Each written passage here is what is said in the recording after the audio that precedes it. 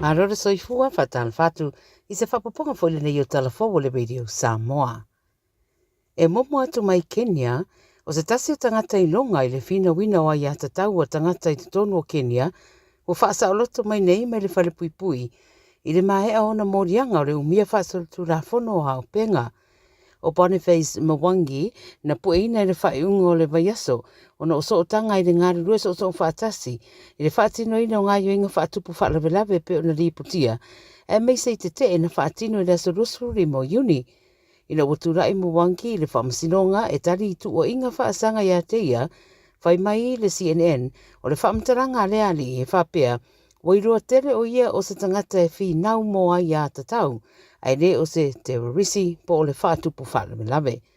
Na ia tau foi o ia le fefe, mana paule mea mawhai na tau fia mai ai o ia o se pulu whana i lona ulu se i vai ane le whaafonga le atunu. Ta ua Mwangi o le whainga malolo i nei i le atunu e le o ngā lulue mō tangata. O se citizeni Amerika mai Oklahoma o ia leisi o lo au fia whaatasi i eri e toa walu e a inga uma lea na pueina matawhana whaatasi i se mataupu nadia e mai Suria i le vai aso na tenei. O Hosam Saraya e tolu se fururima tausanga mai Suria ma Amerika o ia leo whaamaunia le maniu le whaanamnavedea o lo iei se video o lo pueinai ma wanginga i le social media i le taimina whao o i le oti ia i la tau i e toa walu. Tō tere lo tara noa nei mata upu ma nei fwoi whaalawe o tā ua ua whasi o teo umari i le ainga ai tu ua na o lātou tai tō lua ma whanau teine. O lo te ena pēr e whainga maloa Suria sori ngā tū la whono e whaia i tangata lau tele ma ua lātou tā ua o tangata uma na whaatino ina le whaalawe pēr na tā ua o le awhea ngai ma le whaamasinonga tu salawa po le ale i tu ainga e tala noa a po le tupuanga e te sawai. Mai Amerika lava ma le atu Filipino o le presidente o Amerika Donald Trump wa ia fola i le vasa nei o ia ma le presidente o le atu Filipino Ferdinand Marcos Jr. Wa taunu nei i se madienga tau whawhata wa inga la tala noanga a le ngata i leo wa iei foi ma se madienga mai Indonesia. O ia madienga o mai lua o wala awai mo tariffs ia whaturanga i le 10% i o lolo aveane foi e Amerika i tutono le atunu o mai isi atunu.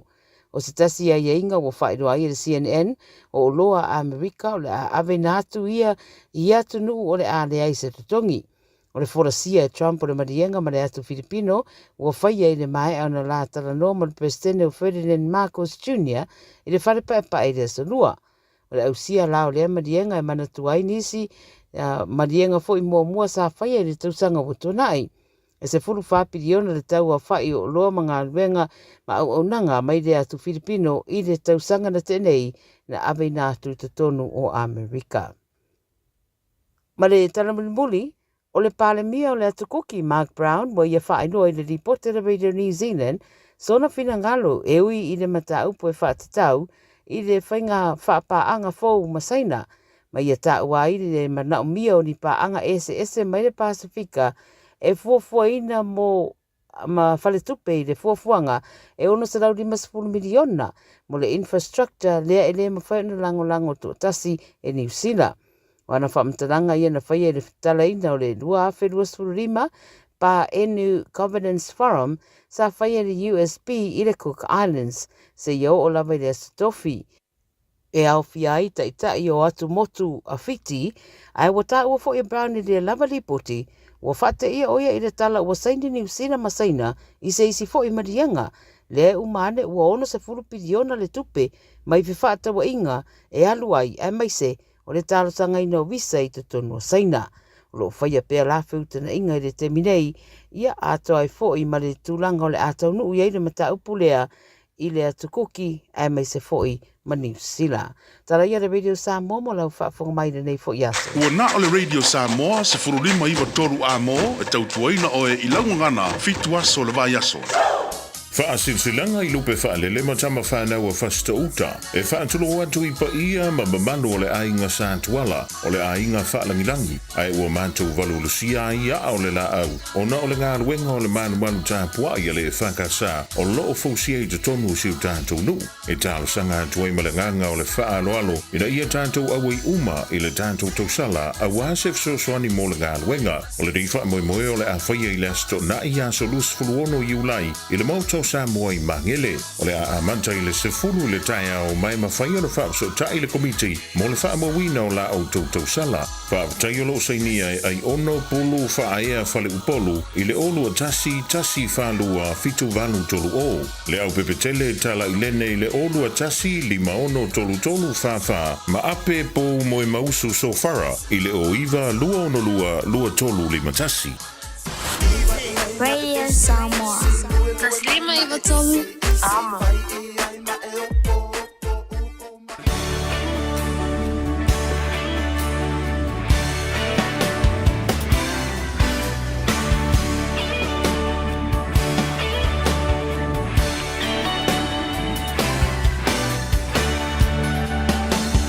Usolela susulu mai ma mana tuai la Samoa le nuu o te nofo ai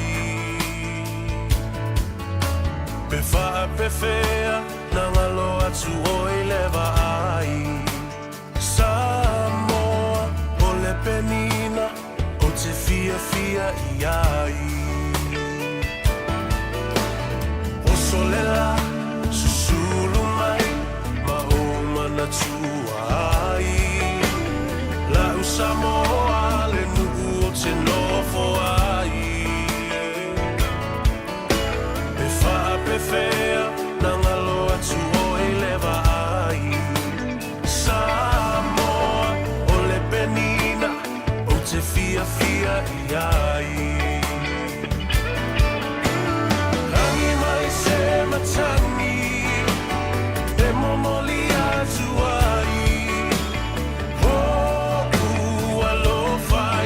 Samoa matalasi Angi mai se matani Te momoli atu ai Oku alofai la Samoa matalasi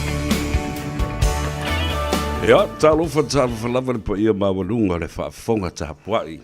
Ia, mai se fo I o le sila mai moa le atunu pele Samoa. Ele dei foi aso lulu o le aso luas fulma le tolu o le masina o iulai. Ia le fo o tātou tūla lata fo I aso muri o le nei masina. Kātai le tua. Lona hanga le lei. Ia e mai se fo I o hawa noa o lo tātou maua. O lo mawhai o na whaasoa I pēr. Ia ma whaawau le tautua I le atunu. Ma o tamalunga atu ai fo I. Ia le au nanga ma le tautua a le tofa ia whongabua. Ia po le ftelenga fo ia se Manu Francis Ioane. Ia mai tolu tonu ia sa manuia lau tō maftanga nei aso. O le o mafuta bai ia se tasi fo o fonga o le tātou por kalame.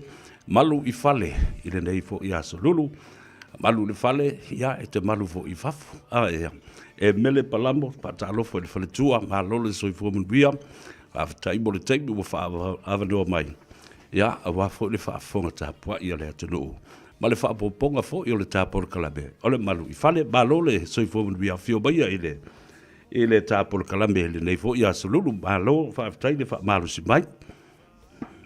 Whatalo whatfo I lawa fionga sa vea ia ma lo fo soi fo manu ia. Whatalo whatfo I le mamalu o le atunu o whaafonga mai le nei fiafi ia. Ma lo lava le tau wivi le nei vai aso afa fo I tingana ma lulua le ai. Te tilo atua lai manuia mai lawa fionga sa vea. Ia e, o le mana ia o isi teimi ki e fo le condition ia ma whanawhana fo ia. Ia ai ma whanawhana loa, ia to ki fo le ia wha malulu. A wai au ngāra malulu o no tātou masini e taunga tā. E mana o mbia la vai le masini. Ia mana tua o ola le tātou masini. Luas full fai tu lao le aso, fitu aso le aso, o le vai aso. Ma le tausanga atoa wai le whapea. O equipments nei, e halu ona tapela ia lea, a e o e malolo, e ola whaasolo atoa e malolo le tangata. ia e le malolo afi ia ma le tise o lo pass through in ia masini ia mai tau ana maintain ma fa le ia tili ai mo le whainga o le tātou tautua. A mai le nei vai aso, ia, ma nisi fo o lo tau mafuta pēr, vai wala au mai fo, ma tu atu le whainu mera, ona o ilo lea, ae, o lai i leo ngā o le tāpolo kalame, o lo o fia tala noa tangata, ma wha lau tele nisi o mata upu, sa tā wha soa iai. Ia, mana ia le sili sa vea o lo o, mana ia lava le alua lunga o le tāpolo kalame, lo te le lava le o ngā, e fina isi ainga na wala au mai le neiva yaso fa me wale va na fa longo mai ai le lato sanga. They listen to the program every week lai e ina email ai lato te piki mai leva yaso so finally ole umi lama na fa longo pe oi e le yase a faina mana ya lava le sili so e pe o lau sanoanga sa ve o te le lava le anga por kalame o lo fa tupo manatsu o iai fo ile pe yestu ile mamalu le tunu e if silly you never know where you're at so in the cases and tangata ina nai ainga ina vili mai they are actually in a position to this application so pe o so nonga o lo te le lava no tatu po kalambe Nia la malo fa tai ta o tele le da o le fa fonga me le tunu o nai tu si le fo lungo le screen lo ia ile swafo e mele palamo ia malana telefoni ia tango e fa mawane e umbale tatu telefoni ia male tatu polkalame ia ona e mo wole ole avado e te vala aua ia lu beral na o lu fitu valu tolu fitu valu fa valu o ta o tele pe auto facility na e mfai le fa man lama isi va na mo so ile amatanga lava awa o lu tu tele o le fa sanga i ma for le tupe financial institutions and banks ia mole tulanga fole vava ai ma fesota ai awa ia ainga ia se tote mafuta o le ale me tau ai le whaanga ina o oe o se tangata e whapitolo wanga wha as a mortgage advisor mafsilingia le me tau le whai nai lo le tuli o tangata o sawa o tau le whale tupe ma o tau whaafsanga i ma whiutanga i ma le whale tupe la leo ngā tau e le whaanga oe a o ai la te tō gia lau pili le tūlanga leo. Yeah, ma tua ma nei lava nei sili wa te lo le tele lava vai tau o le PFFA fo isi tinana sili mai nei o la le sa o lau pili fa mole lava ia wa me tau lava ia sa una fa malama o le ngā le whaonga ingo se mortgage advisor like myself fa pe o yeisa mortgage advisor o lo whaonga le te mili nei e tele ia options wa for your like for example I have access to all the banks o wai ma whaiuna mātou su ele po o banks umalava mo ilava the basics of lending they are the same o banks umala they have slightly different criterias. So se whātai te inga i ave applications e lua banki o lesi banki a mai decline o na la yesi na mela e leo fifia ia o lesi banki a mai approve. So o mela i a whape te susa o lava o i lau bank. You only have the option o le bank lana unless ua mawhai lava o tele le teime mawhai ona e alu le bank ia e alu te fsili lesi bank ia e alu te fsili lesi bank. But o leo ngāle le whaonga ingo se mortgage advisor like myself. We do all the legwork for you. We have a conversation with you. Yeah, which bank will suit the best? When it comes to advice, we tailor our advice specifically based on the situation, whichever family, por individual, por ainga, specifically lava depending on ne batati ai mana na ole ainga if you achieve in the near future so o me fa pena you have options e tele ai le option ona malisi me faingo fe ya mato ona we know what the banks are looking for o tele le mato malama for example myself I've been in the banking industry for a long time so ola mato te malama le leipo o paperwork that will make le tato application a little bit more smooth. You want to see matati ana mato itong faye se ta ole melo whātaunga le whale, tele you the stress. So we try and eliminate the stress maya auto. So long as we have the paperwork, le mana o mia mātou e whaatino i le mātou ngaluenga, I ona mwhaila na mātou shop around po which is the best possible option for you. Le mana ia foi. Because most of the time it's tongi mātou le bank. Mawaloa lalo whale po le maota le fia whaatau.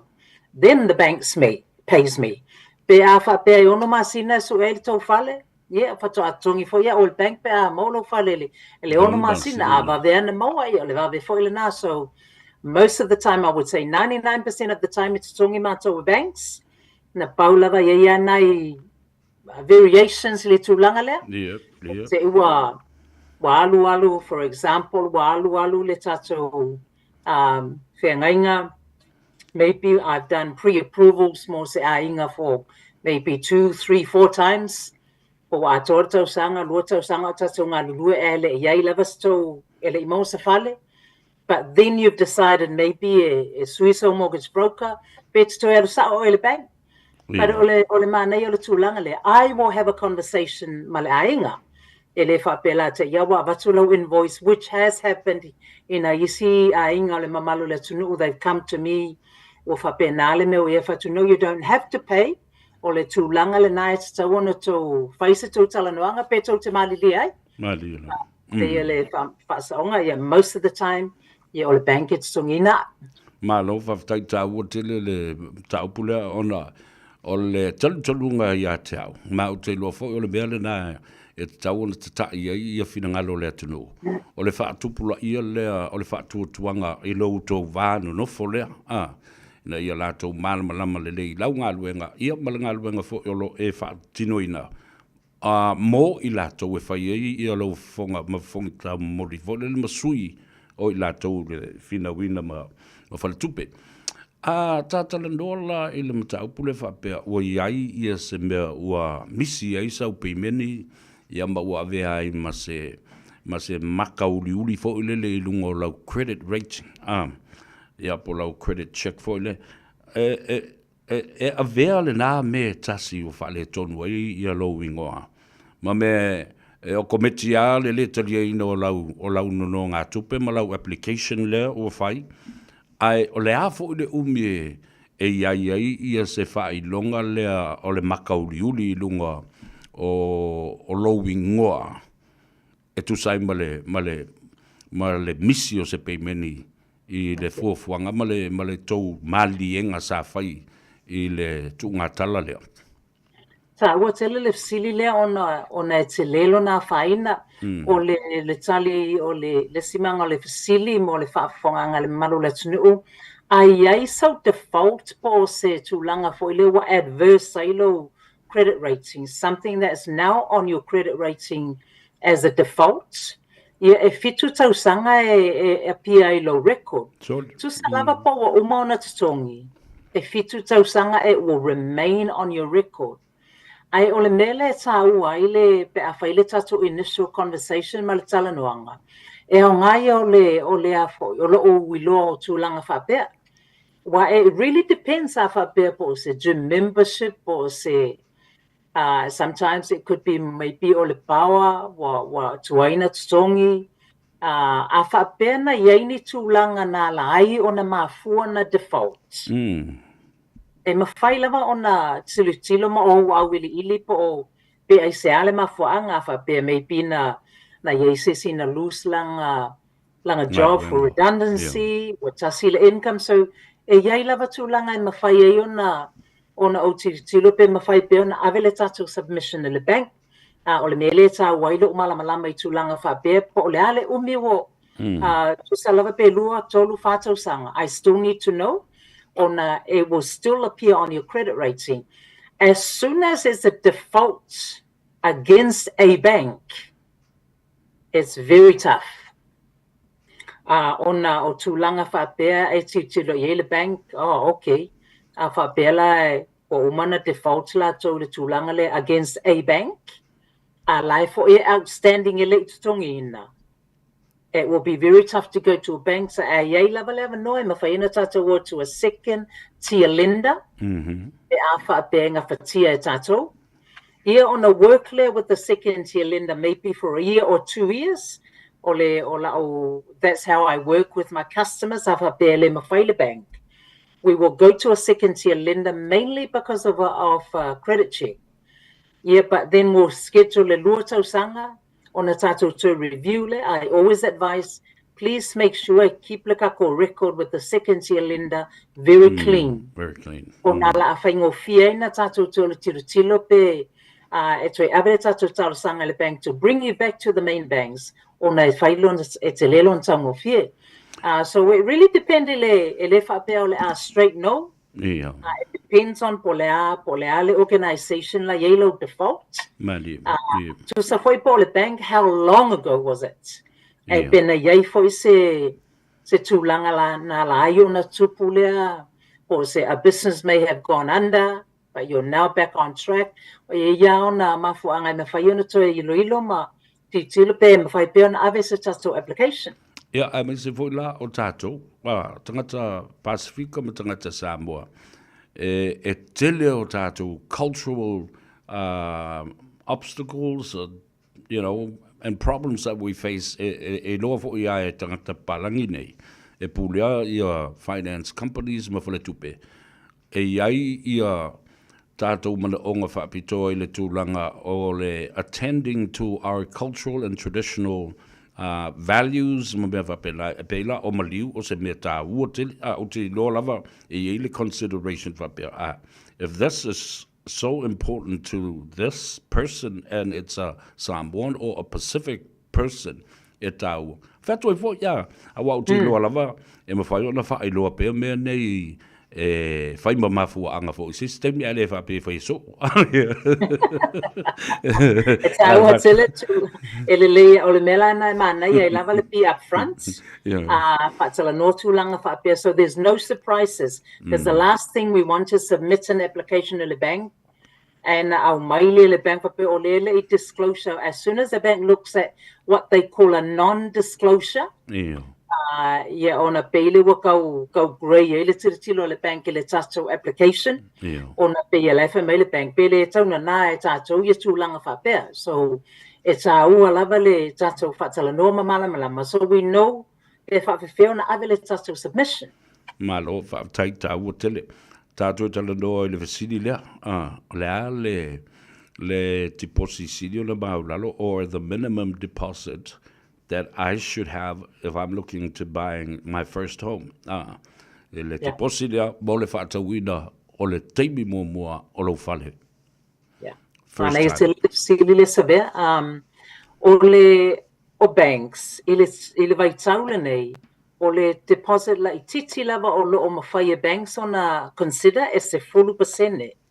O lo na winga po lea lava le tau o lo whale le te mana oai, se 40% o le tau o le whale, o le amatanga lea before the banks will even consider. E tasi lava le bank o lo o lato mawhaiona consider ina le 5%. But it has to be a very clean application. So e tele fo iona ia inga e mawhaiona matou titilo iai. Pe ngā whatia tātou lea tūlanga. So yes, o lo iai lea manoa e mawhaiona maua le 5%. But the criteria is very strict. But generally all banks, a whapea o tātou le whatau le tātou whale mua e se 40% le minimum. Yeah, it's so for you na manatua ai laloi for le lose 40% le tātou deposit. O la ia isi ona fees for ina e tu atu e it's tauna malama mai tātou le mana ia le a tātou talanoa. I will let you know all the fees up front. A banks ina ia awana ia se surprise mai le pea umana saini se paspepo le later on. Malo, whaftai tele lewa o iaile numero al tātou, mo le whaletua e mele palamo, o lua fitu, valu tolu fitu, valu wha, valu o. Le teimi le whaile loan application mo lo whalefo. E mawhai ona maua mai, pe ata whape ta te whai atu e te mana o sina vaenga as a cashback. Whapopo I ai le loan o le application o lo whale mua. It's a tawolo to talk here to pele mulmuliane. Yeah, so what's a little silly on now? Yo a fate o lo mo kesile la fato a failo mo keso, even for your refinance. Ona o banks umalava, e mawhaiona lato o mai le cashback based on I le tato amount le la borrow mai lato. For first home buyers at the moment, a whape o le tato deposit I lalo I fo le lua se 4%. Ia o le tele o banks o laili miti le lato cashback I le 5 afe. So regardless po le tele o le tato mo kesi, ai lalo le lua se 4% le tato deposit. Ia, e mawhaiona au mai le bank le 5 afe so soani I tato fees. Ai ele to tongi na fo I tupele, it's a cashback. O se whai mea lofa mai ele bank. Mo le pisinisi le wa watu mo lato. Ai ole o tuunga po ai inga o cashback sia. E ta saua na alulo tongi I le bank lela au mai ele cashback. E ta saua fo yo na tuuailo mo ke CEO you can refinance out, but if you refinance out, e te wai malo le loto e sau tutongi uma lava lau mo ke siele uma le tolu tau sang. Ia e mawhai ele bank ona ask or clawback, or they may ask for some of that cashback to be repaid. Na paulava yo tulanga e mawhai e ona toi seek mai le bank ia o leo ele uma le tolu tau sang o le tato. Kong kalake le po le whengainga lenga saingi for the cashback. Yeah, we're asking you to pay this much. Back to your tulanga whapena, ai a whape o lose 4% ana I lunga le tato deposit. Yeah, the banks are very generous at the moment. They could give you a 0.8% cashback based on your total borrowing. In some cases, it could be a little bit more. So o tulanga la ia mwhai e matona tilu negotiate on le mato I lo cashback ia mai easy banks, and we can go back I le bank le mai le tato mo kesi and ask for a little bit more. Awa e tāua tele o le teimi leo o umana calculate le whale tupe whatasi ma le interest rate e loa e le whale tupe o le teimi lea e mwhai fwoi ona toi whaafo I mai le lātou tupe ma toi whaola le lātou tupe ma mawai fwoi se lātou profit ia le la ua tāo fia tutu a whape nei se I le tāo filima ina ua e malo whaafo se I se loto e sauloa poloka ato le teimi lea ai tutongi paule totongi a tole mo kesi o sa olena o sa olena a whape wa mantua toru tau sanga ia na whaile whenga you will keep your mo kesi with the bank for toru tau sanga a whape te wa umar tau sanga a lela e sautung umalo mo kesi po refinance out, then the bank can ask for a portion. They generally won't ask for all of it, but a portion o le tupelena au mai as a cashback. Malo, whaftai tāua wa aile tānu Maryland nai te wala au ia e mele o lua fitu, valu tolu fitu, valu wha, valu o. Sin muli e lau whionga le whaletua. A whapea lewa whaatau nei lau whale mua mua. A iei fo isi au nono ngā tupe o lae iei isi whale tupe. E whape whea na a fia ia lau tālo sanga lea ona o lae iei fo isi au louni isi whale tupe. Yeah, e tāua fo ia le fasili sa vea. O wā o le tele lava o tātou nono ngā tupe po ni loans le tutongi. O lona whainga o le a la I titi mai ele amount of whaiona borrow mai e tātou le bank e whaatau le whale. Ona, this is now a regular commitment po o ni commitments for ia te tau lava le bank ona tui tutonu what we call a serviceability calculator. Po le mele e fuafua ia mātou po au tupe ia te tau na whaalu or a must commitment throughout the month. A whapeala le ini taso, nisi taso lon, ele whapeala le ai. So it really depends on I le tato income ato le mo mai, ia mai si tato expenses, but any other loans o ia ile taimi lea. Ia o la yelo na whaina o le a whaina ile amount in whai tato ona no mai ele bank e whaatau ile tato whale. So the less loans we have, the better off it is pe a whape mana tato whaatau se whale tau ngota like titi atu lunga. It means we've got more income. O le fio lolo le tato tupele e maua mai e mawhai ina service le tato mo kesi. Malo whaatitili lava. Ia, lana, ua tawa lunga tuai, ia le talanoanga fwoi ma le fionga le whaletua.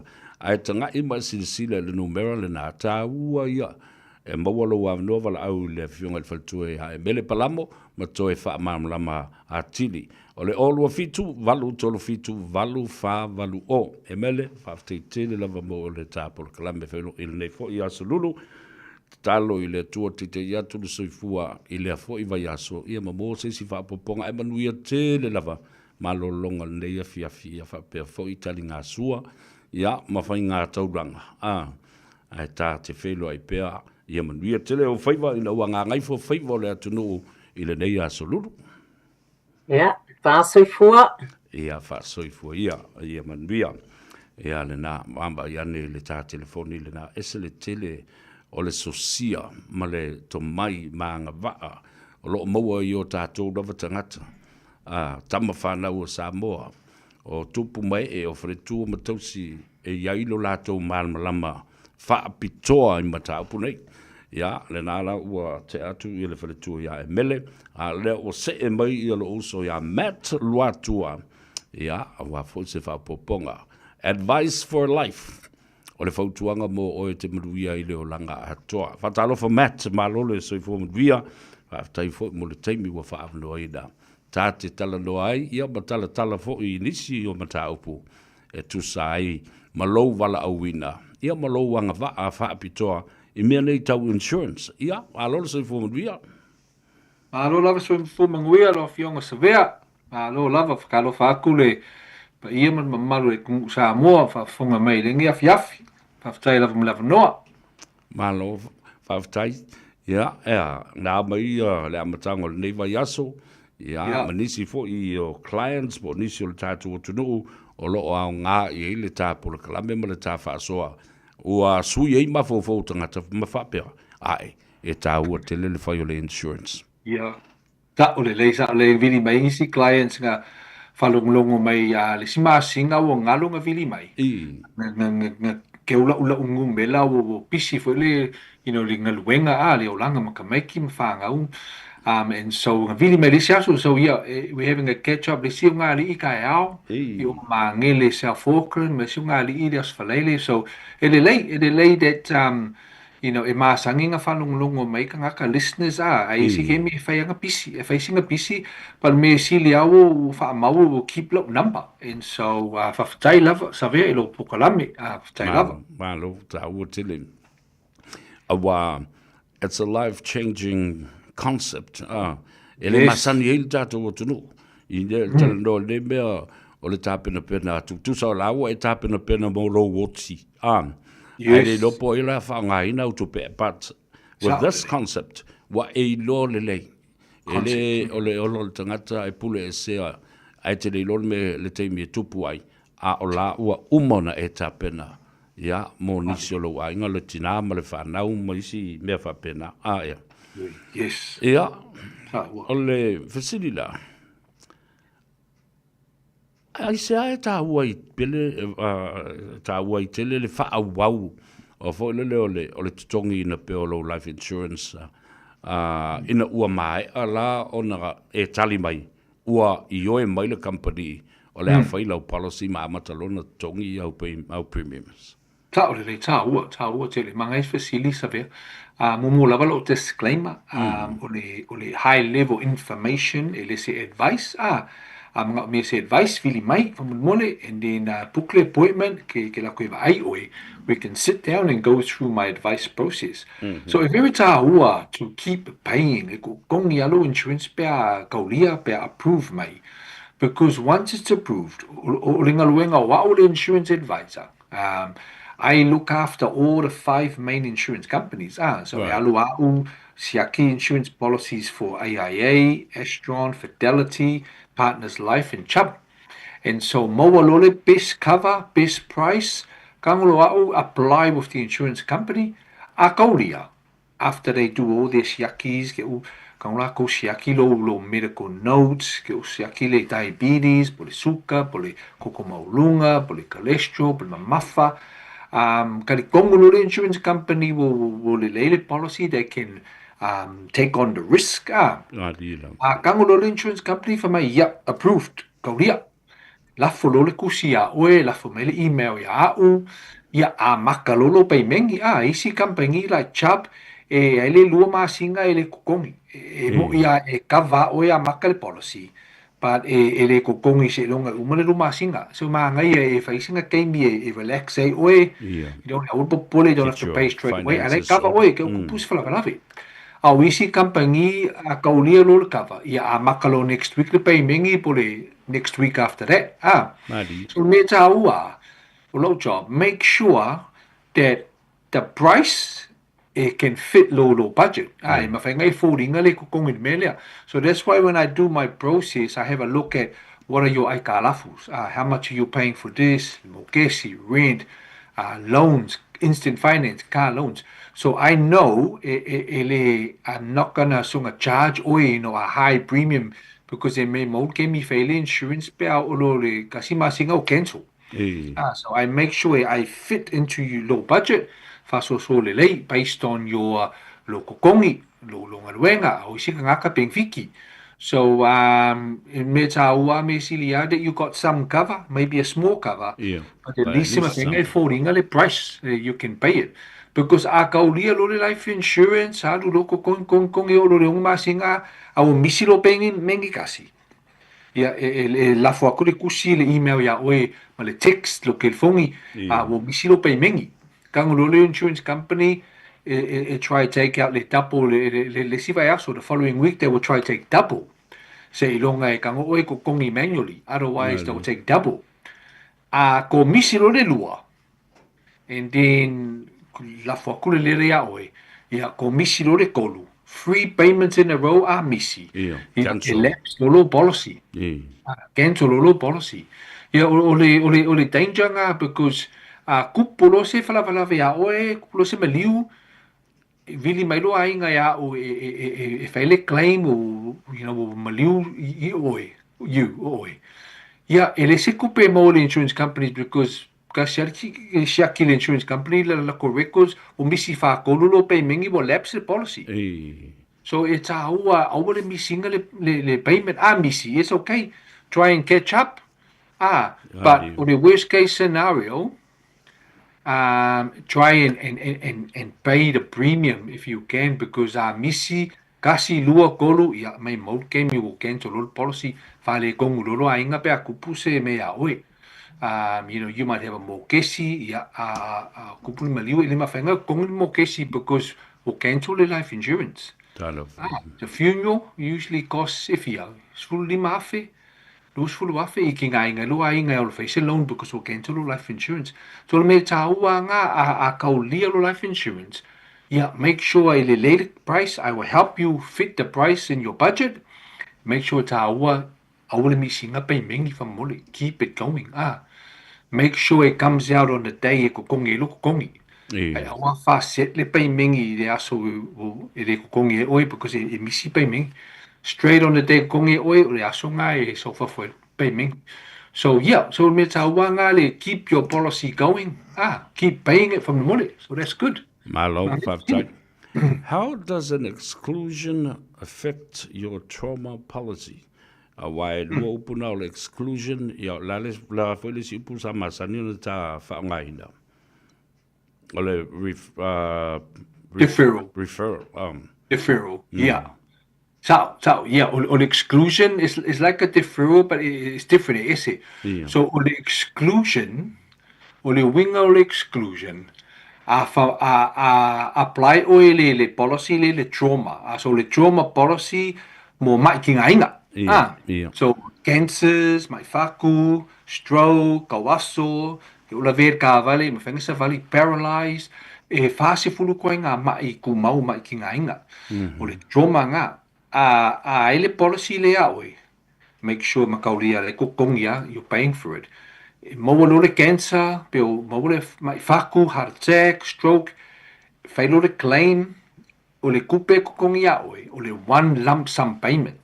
Right. For example, limas fuluafe, ya ole kupeanga kongi lo bank account, pe lus fuluafe cover oe, ole kupeanga kongi. If it's swangi oe, kongi mo mea like for mai, because makauria fui, you're gonna be off work. Ole mafanga whangawanga gaming e pia mawale cancer. Pea also le heart attack because you kinga inga you'll be at home, mai at home, and so masalo ya kole ongo ma singa ule mafanga whangarenga. So ole exclusion iso mai ngase po le diabetes, mai suka, koko maulunga, cholesterol, ai a kaulia lo policy lea. Ke ufa mai le insurance company, e kaulia, but e le kaulia le heart attack. Because wo kele fo ilo ngase wo high risk lo diabetes, wo le control lo diabetes, wo mamafa kele, koko maulunga, suka maulunga, o kele mea wo le mangai. Le policy le is too high risk for the insurance company.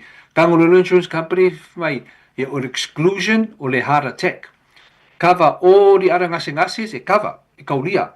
But kupu si heart attack mai faku. E le siku pe maua. Because o le heart attack ka le me konguanga wo exclude lo policy. So that's the exclusion. O le winganga o le exclusion e mo I kaulia lo policy. But that one mai e le cover. Malo ta ua tele le whalonga tua le tunu o wai. Ele tasi se trauma. Ele tasi fo se ia se whama I wai I le tangata. E ta ua la na. How does a loading affect your life? Trauma or disability policy? Ma e fesili. So o le winga o le loading. A le lei ale health le kangaka, e le ngase, e le lei paunga le fika le kangaka le mamafa kele, e le ula, e le makua kele. Masalo e le se loading e mau lo policy, o le straight approval a. E le se aunga e alu se aki fo mai notes, because wo kasi al ki ki uraku insurance company, kwa le lei ale kama lea e le se me wo makua fit and healthy ale di idea. Standard approval. Let's say loading, let's say exclusion, let's say deferral, nothing. But, e kele au customers, mai sia ka ko aku Samoa. E kele ka ko mamafa kele, le suka, le diabetes, le le gout, le ngungu, malea. Most of the time, put it loading. O le wing o le loading, kango au quote, lima suka la alvaiaso. Life insurance, ma le trauma insurance. Alulo le insurance company, le insurance company, shakili medical records, mawaro la ko kongu. Afa mai la ko covered, ele loading. Le alulo le loading. It's not $50 a week. Kangolo la ko ulunga le price. O le winga nga loading. Kangolo la ko ulunga le 50% loading, o se lau percent e loading, o lu se lau percent e loading. O lang winga e alu lunga lo kau. So what Apollo premium is not 50 a week, o se lau ka halal vai aso kongi o le life insurance ma le trauma. Ai all pole. Kangolo au faso kai to another quote e fa le kiki fa lulalo lo cover to make it fit the budget again. So downsize the policy. Downsize the cover because e sili akule loading I le deferral. Because at deferral mea, I langa winga, e le se cover, ule kaulia. You have to wait for kasiko sanga whakali e ko review for the policy. But manga ele loading, manga e for ele whelo for ele exclusion because ole mea taua o kaulia is covered. You are covered. And so disability policy, ko for life insurance e longa e oki ko ngi kupelo ainga very taua, trauma, fast food ko inga mai. Disability, isunga luenga officer. You know, if you're like a leo or officer loia, accounted for mai, koinga ngā luenga ngā e mawhainga apply le cover le o le income protection, disability loss of earnings.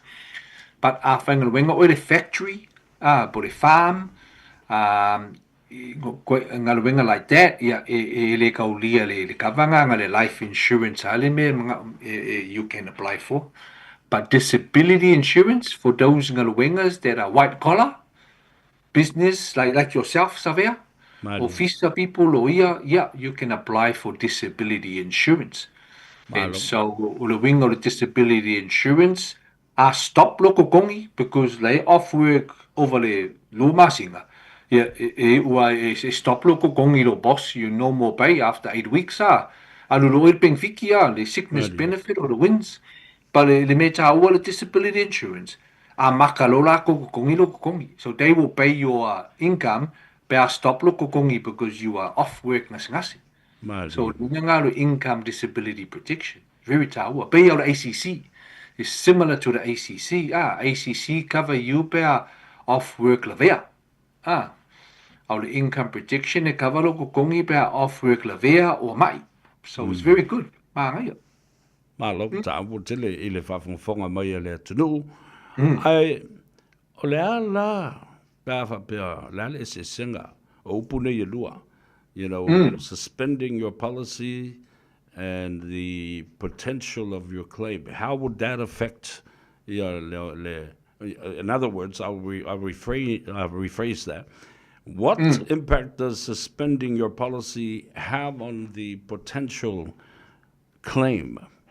Yeah. So some of my clients severe na kaulia la ko kava. I kali kongu wale client ilele kau nga au pole. And I said, are you sure we can, fala kiki kava, put it down. I think out my leo, that's good. Mangaya. And so alu loa ko kongi ai le o ale fama singa au ke ia wo kupu si fa lave too much fa lave za. Yeah. Really mai lole le clients ya ufa mai u fa singa fa ngale kongi le insurance le ya misi lo payment I kasi ko misi le lua and then mai lole client ya e ma fa ngai hold le policy suspended o le wingo le suspend le policy wo ka au free payment so wele ko kongi le policy because wo lua payment o misi Yeah. so kang lo fa makala le ai si le fia le client e ma fainga suspend isi company you have to be there for 6 months ko kongi payment fo ngo masinga mo mua e ma faing lo apply for the suspend au le si company job you can do it straight away e le si fa kali au isi company like Fidelity se longa vanganga you in there for 1 year umolol kasko sanga you can suspend so o le winga lo suspend e ka ho filo payment so wile ko so fa follow payment because o facing a finka I fa lave ai ka la fu me fa penga ai bawale me tawa you have to make sure e mala mai oi a suspend law policy e mo e lengi payment you having a holiday lengi payment but a kupu lo se fa lave a oi polo ainga a kupu se oki oi po kilo ainga karo fai ele se kava ele se kupe maua because during the game is suspend the law policy o ka ofi payment ele kava fo I oi se ilonga umale suspension time a umalole o masinga ko a makalo payment kava lo oi keminga so me ta huanga because some people ele mala menga ke ovili mai ke kupus fala velave ai le se kupe mo le life insurance o kise si because o suspend lo policy le o masinga that's the risk the first choice it's important to keep your life insurance going after it's it's approved or to for mai for if downsize the policy and cover au lava le motu le tongi no lo premium ma payment o le telefoni te mo ele sunga ya Matt le tua mo se fotuanga mo o pa fa o le mele mo oe ta wona na o lo fitu valu tolu wiva tasi fitu tasi fa o mo mai lo sunga Matt tu le fonga fo yo le tato por kalame ma lo fa tai mo temi a sam no e fa mai a el ta por kalame le solulu ma lo la va tai la va via yo lo melenga o lo fitu valu tolu wiva tasi fitu tasi fa mo le atu fa tai ma lo to pa man ma lo sa mo lo to fa fonga lo por kalame le so savia ma lo fa tai ma lo non sai ma lo tapuai fa manuele atua tutte ma Faiva Ilenia so ta tu felo wa ifo ilesi se skemi ali savea when we tell Faiva Deva yaso I fa te tele lava fa so ifo le tua fa so ifo le sunga Matt lo tua e te bol telefoni le na o lo fitu valu toluiva tasi fitu tasi fa tatu wo vai foi fo mai ona fa wa le le fa talo fa mal fa fe lo ile atunu ina wa tawa lunga Faiva Samoa le nei so lulu e mo se fo le nga tonu vai so mo se fo le tautua fa wo pe ale to fa fonga moa se manu Francis Ioane tatu fo mai ka ko fa kasi te de lo mau mata upu mata ngo fi tatu te talanoa mo se ia road shows la ua watu I salafa I pule ono. Au tango stipulate ia po le vase fo I mamai o le ese senga o whainga malanga ia o. Ia, pe o le whainga malanga fo le lea. Le malanga la aingo Israel.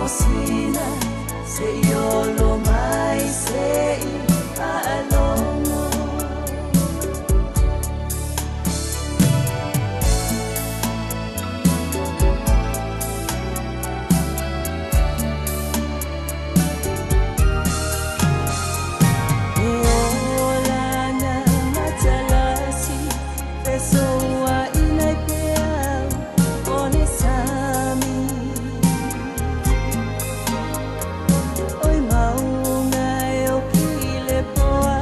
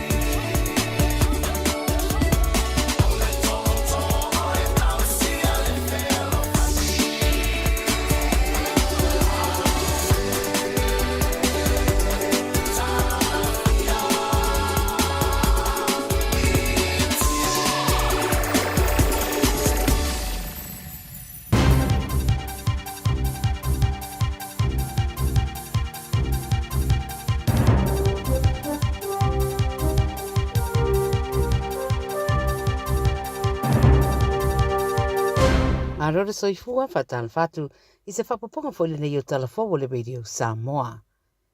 E momo atu mai Kenya, o se tasi o tangata i longa i le fina wina wa ia tatau o tangata i tonu o Kenya, o whaasa o loto mai nei mai le whale pui pui, i le mae a ona morianga o le umia whaasa tu la fono o hao penga.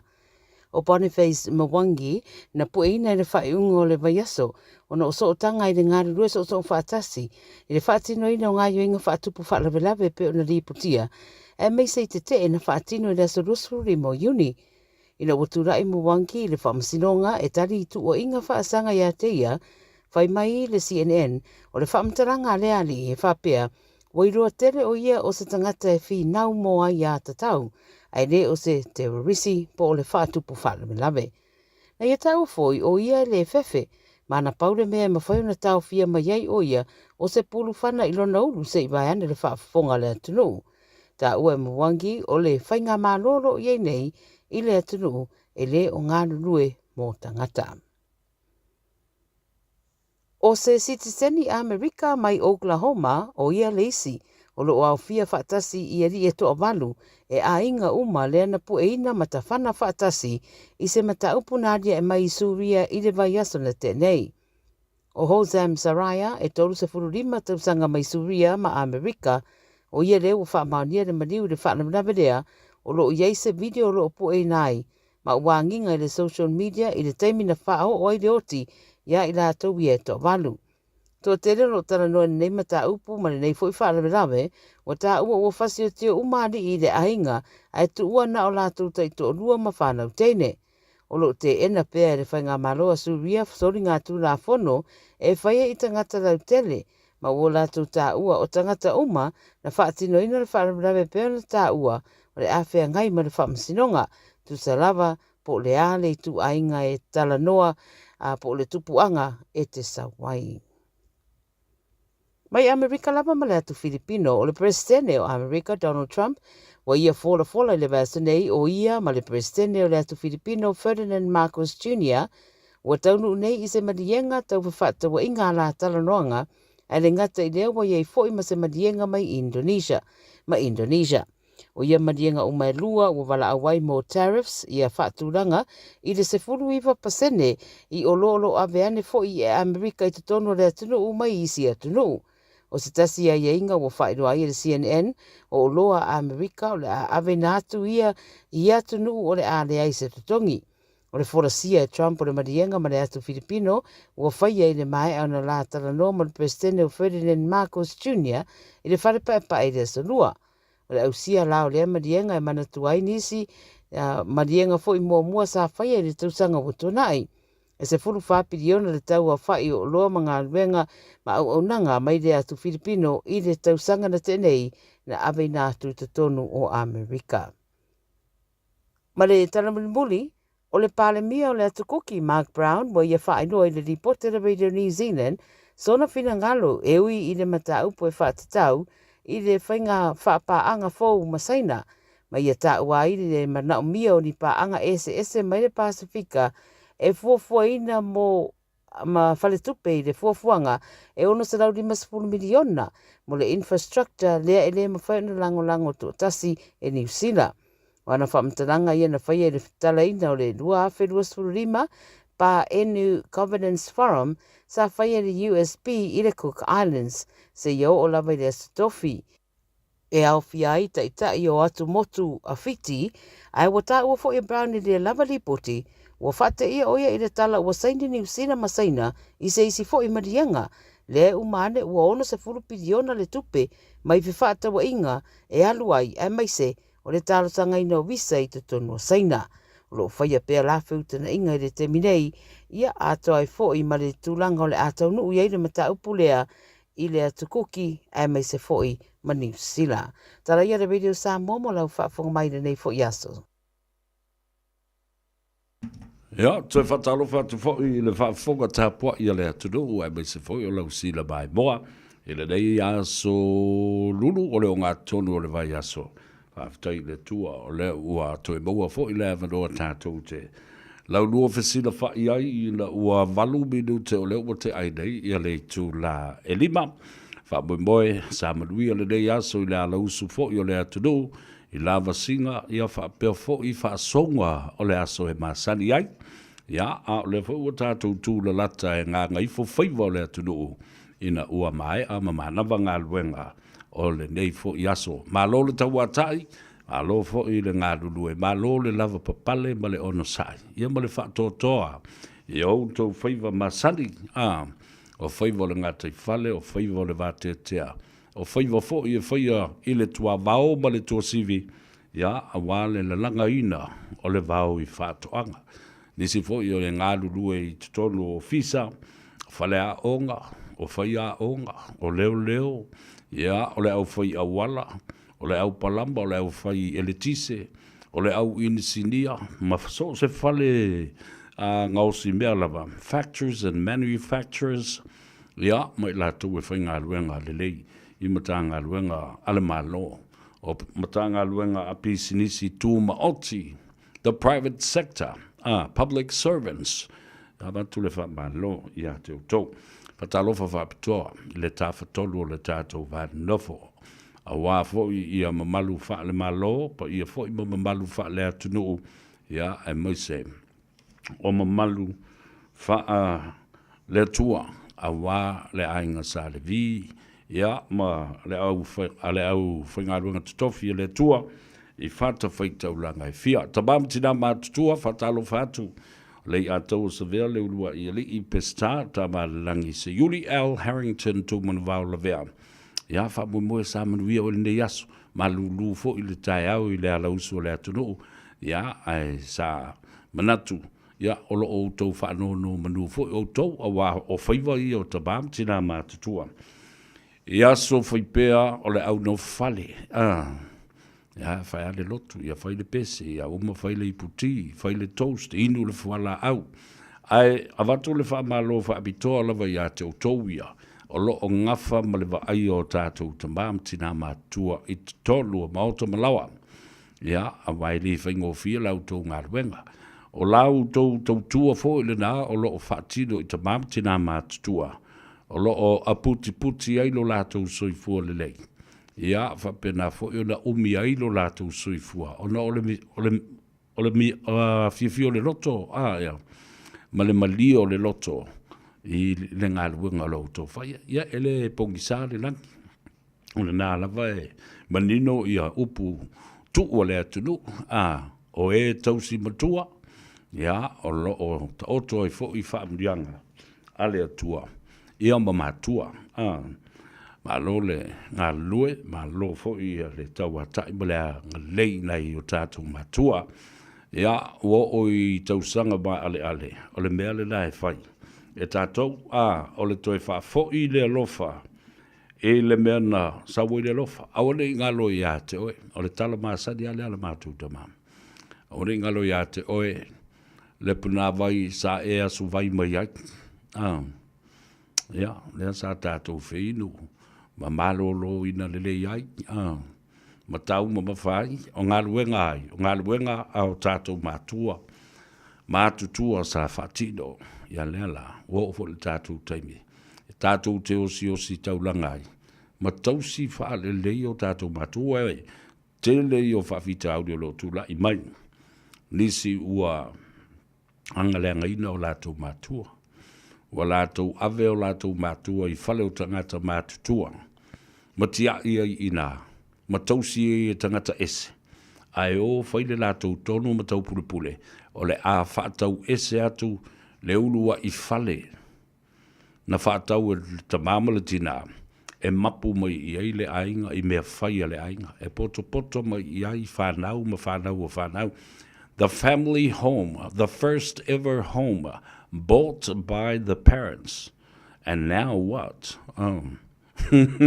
They have decided, they will take them to the elderly homes or the rest home. And we are consulting each other to sell the house. For what? For profit. Koe koulea lorofa kili. Watalofa ilungo le apio folinga o le tato YouTube channel. Ia maisi fo ia fola o ta upenga ta whailangi. O lo o mai mua mai ai ia le mamalu o le atenu. talofa i le Facebook page whamai o si tangata talofa si tangata asosi nonu alo le soifua mduia ia whapea fo'i ia i la tau ia o i lea talofa o Have Faith Mildred Stalin Fortino Josefa talofa sister ia whapena fo'i ia le tamai tai o Evelini ke le lopo ai upolo ka o Evelini Zai sue po LJ po se manu na polo ka ia alofa tu le uso fo'i ia vai singano ia whapea fo'i le uso ia foleni ai maise le tātou tama mtua i le whionga masoe ta uli Josefa ia male tamafo ia tui mawalunga walesi chan talo falava balole so fomuia o fale ofa kitonga va ai tuitea faladiko Smith malo sister malole mafuta mai leo nanga share our program and also subscribe and leave me a comment Ferretti talo Ferretti fatali po Ferretti avei ia ole te maita ia Colleen talofa Colleen Torrea malole soifua whaftaile mafuta mai asiat ngā sitangata leuso ia Esau J. Morse malole soifua manuia brother watching you from Sydney ia o Penonga unutoa talofa lava Pastor Fune alo Pastor Fune malole te talo fo i mal mafuta mai i le tātou pola kalambi le so nai te mamtina mātutua i whale o tangata mātua ma mautanga singase le mwhai ona whangaloina o tau. O ka oka se bata ngofi o le wawa i atu i a telefo i nisi o te mamtina mātua i le o malmalama. Ia malatou sila fia mea o te tupu mai Samoa i tāpe nanga o lo whanga solone e tusai ia ma le tūlanga o lo iai ia le savalinga o lo o fatino le teimi le nei mo asia siatu i tu malo ese ia o lai mua i luma ia le fatutua le tu sa mo tasi muli e tua i tua ia ma le sa o tu le epa ma le hero pipi ia a o le vaiaso fo le nei le o ta ua e le fionga le safa pito malana vaenga le sap po le Samoa United Party ia ole a ngai e tuai i le motutele i sa la fai se mele le ia tea ulo talutulunga na a wafo ele le o e fewa ele le o e fewa masava vali ma o se ia o malu mai manongi o le lolo i fina ngalo ma le whaatou whala inga ma le whautanga nu umawhianga ai maise lava foi ia lea fo i le tūlanga o le malamalama i mea o lo o mana na o ai ia lea i tū malo ma lea i tū malo se me tā ualalina i le vava ai atu o lo o anga ngai o le vai aso le rei le asfarele nei o le a whaamutai ia le tui nā tuotangi ma tālu sanga te te a le isi tangata pālota a ngā i leisi tangata pālota whapena fo i leisi sui tau wā whaorioli a ngā i leisi sui tau wā whaorioli a songa fua lao le vai asa fo wale o tātou talandoa nei i whaamsinonga a songa fua lao le vai asa fo o le a whapena loa ona lo tea i loa le whaamsinonga whai tu malo the district court will start looking at resolving these petitions and also these court challenges. O nene e whaasanga i anga waa o tangata, o sa sui palota, ia pa o le sui tau wā, o ni soli ngā tūla whongo, o le whaatino ina o le montanga, wailua montanga, le montanga e whai le nuuma le montanga, e whai ile e kalesia. Nisi o mori anga wha soli tu la whono le lau o whai loa mai, mau o wha mautu mai, se fulu ma le tasi. Se fulu ma le tasi i a tangi o lea ua iai le teimile nei, a lele i tapunia. Whato a tapuni le asfari le asau nei. Ya, le la ua wha mautu mai, tātou te le lola pe o tu le asfari le. Ya, pa ua iai i a nisi fo I tangi, ma nisi fo I te te manani, talo sanga wha sanga I ses tangata. Po le sui tau wā, anga I le sui tau wā, o le tangata palota, I le tangata palota. A le la ua wha mautu mai, o le lima o nei tangi. O tangi a le sui tau wā, wha sanga I le si sui tau wā wha oriori. O le ono tangi nei, o tangi e wha sanga, I le awhionga I le komsino whainga palota, o lona winga o le natala, o lona winga e o te masal salo wa o mea masani aia, o le tangi whaasanga I le komsino whainga palota. Pē mafua I se a, ona whaatino, le les talaina o le sui tau wā, ae po o iai, ni aia inga ua le tau sisia, po ni vaenga fo'i o le tula fono, o whainga pānota, o le teuteunga, o le lua awhis fulma le tolu, ua solia e se tangata, ia vaenga o le tula fono. Ia tātou nufu whātalitali, o le au te wawa ia tu. E tolu tangi, whaasanga, I whaleata le lua. Mai isi sui tāmo mo e po sui tau wā whaoliori, whaasanga I le sunga I ale atinu. Wain whaong o le sase e le tofi o le tumalo o whaleata lua. O le isi tangi leo te watu o le tangi I whaleata tolu. O le tangi ale sui tau wā o le fast. Whaasanga I le sa se e le tofi o le tumalo o whaleata le wha. O a whaleata le tolu. Le sunga ia le ala I le pule limoni. Ia se isi taimi o toi whaamana tua. Ia se nisi tangi a po nisi fo I whaalewelawe. E anga I lea sui tau wā, ma lea sui tau wā. O le si bata upu lea, o lo vevesi ai pe le teimile nei. O le tulanga o le whaatulanga ina, o le tula fono tu mau lea na whaatino I le awhaifu sa lau ono se fulu. O lo ta oto I le tula fono le na, a o le I tūto tasi Samoa.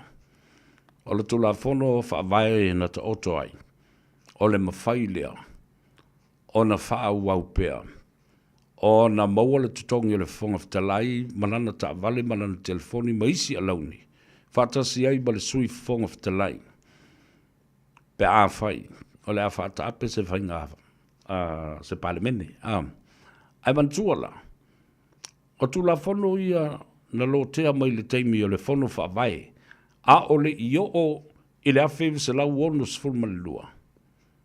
Na tūto tasi ai Samoa. Sisila lai le umitele, ono se fulma le tolu tausanga uatua nai. O mai I le paia inga o le whaamuta I le lua awhelua se fulu. Lea lava na tau ave e tuila epa ma le malo le HRPP, le whainga malo tau ave, whainga malo whaumau. Sa whapela ai o na whaumau o na tutongi pēr le whionga ato le whoa, whawhisi. Le whonga whatalai sa iai le vai temil na e uina ule oto iei di whono, ia ma se pale mene, wa umana whata ape, ia le pale mene. Ai sa whaumau pēr, ona ia maualo na tongi. Ma le tāwale, le telefoni, maisi a launi, whapea nā fōi, e le awhionga le sui whonga whatalai a nā fōi ketsi, tala I manu nā fōi ketsi, ia pa au tau mantua le nāwai tau. E o lava le ki o le maota o le pāle mene, sa pea I a ao le whionga le whasine I ato le fō whawhisi.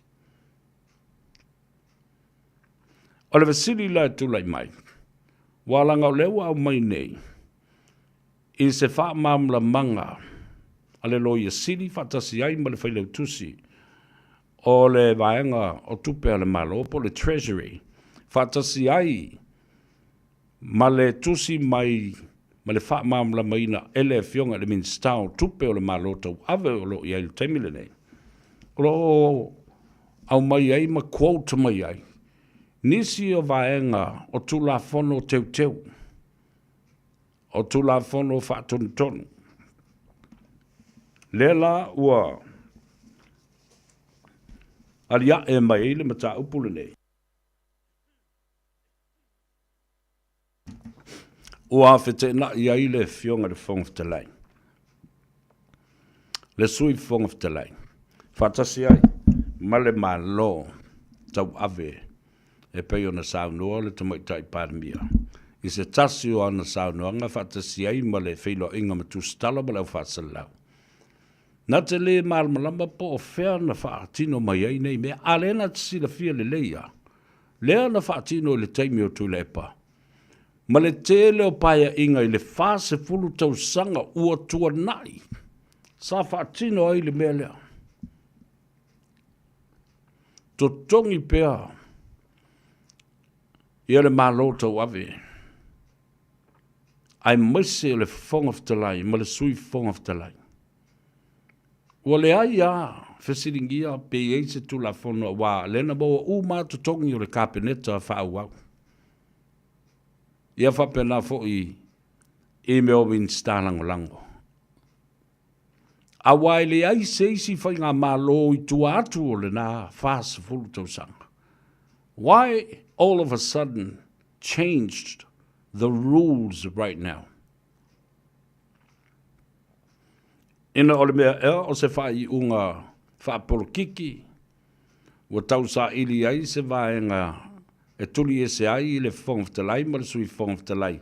Leanga toe a o i la ua lea o lo o iai i o laeo i o i a lauri. Ma le fast. O tau o wale leo te tala noa tuai. These are the only two left in the caretaker government at this point, while the rest, 15 of them are under Fiume, the caretaker government at present, and the rest are with Laudi. So you see where I'm coming from. But they're trying to quote the law now, and even part of the Constitution. Tātou mawhawhau I le mea na. Lea ua uma ono vevesi I le tau mwhai e tuli le whongwhtelai. Tau mwhai e wha malolo le whongwhtelai. Sa ili se vaenga o le tula whono wha vae e ono tuli e le whongwhtelai. Ua uma no whato whai le na fō le whongwhtelai. Ma lafo o ia tula epa. Ma fili e fō ia tula epa malana vaenga. O le a whongwhtelai ia le fionga ia loau. Ai sui whongwhtelai le fionga ia lupe matasila. O whala taima sa matau. Nā le mena tupu, no mai ia fo I whaipule o le vaenga whauwhai o le HRPP. Ma sāwa vali solo I New Zealand ma Australia. Ma tau whono ai, ma naina ai, ma sua tupe ai. Ma wha leo ai o I la ua. O le whongwhtalai ma le sui whongwhtalai, ma le whailau tusi ia limoni, lea na malanga mai. Lea sa maa malama, ma mata mata, ma sila fia le leia lea tunu, ai sa auta watu. E lei u le leile mea la wale I e whai. La autou sila I le mamala o le na foa, o le whawhonga o le whono. Nā le mena o iei. No atu I o, talo whai le tele o mea. Tau ma whai e sisi whatata ma toso I le ala le whongwhtalai. Mō lia I le whaamsinonga. I le wha ngā ina se se, whamea o le wha ngā ina se se o lona malusi anga. I le wha ngā ina o lana palota.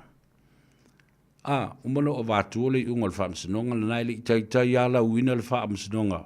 Ma le unga na tustusia, ma wha moea. Reserved written decision by the Chief Justice of Samoa, the Honorable Judge or Justice Simativa Perese. Satiu Simativa Perese. Sa wale unga le whaamsinonga le nā. Tutusa le lei ma le unga na lau atu le atau sa vea. lua vai aso a o le whaia le whai unga a le whaamasinong sili. Ma le whaamasinong sili. Lea la o tātou o mai nei na o whaata ape le palamene e ui lava o leo alu sāwalinga o whaalawi loa. Ai toi mimbilo mai lava tātou te toi fo i mai le mata upule nei leanga e leo ta oto i langotonu. La le tali e le whongftalaina whai ai. I le minsta o tupe, whapea nā fo i le fionga i le Lawyer City.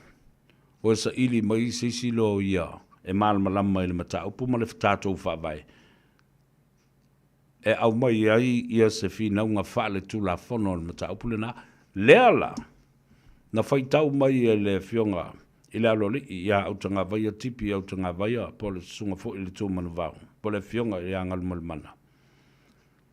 Le tō whāne na au mai i le Lawyer City, whātasi ai ma le minsta o tupe.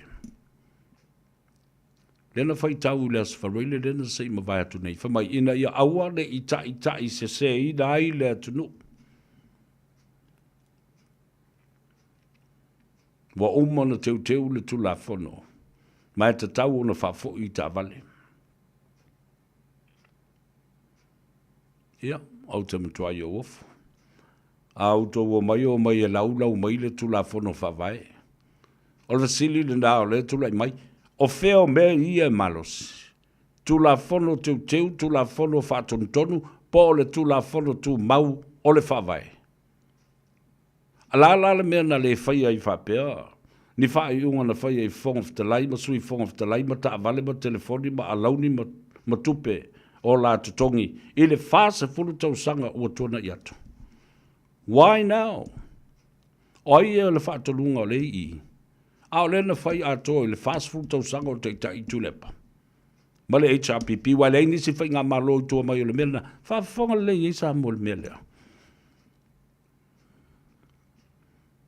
A whaafonga le tenu, whaamasino le tenu, ai se ame o whai whaapenei mea.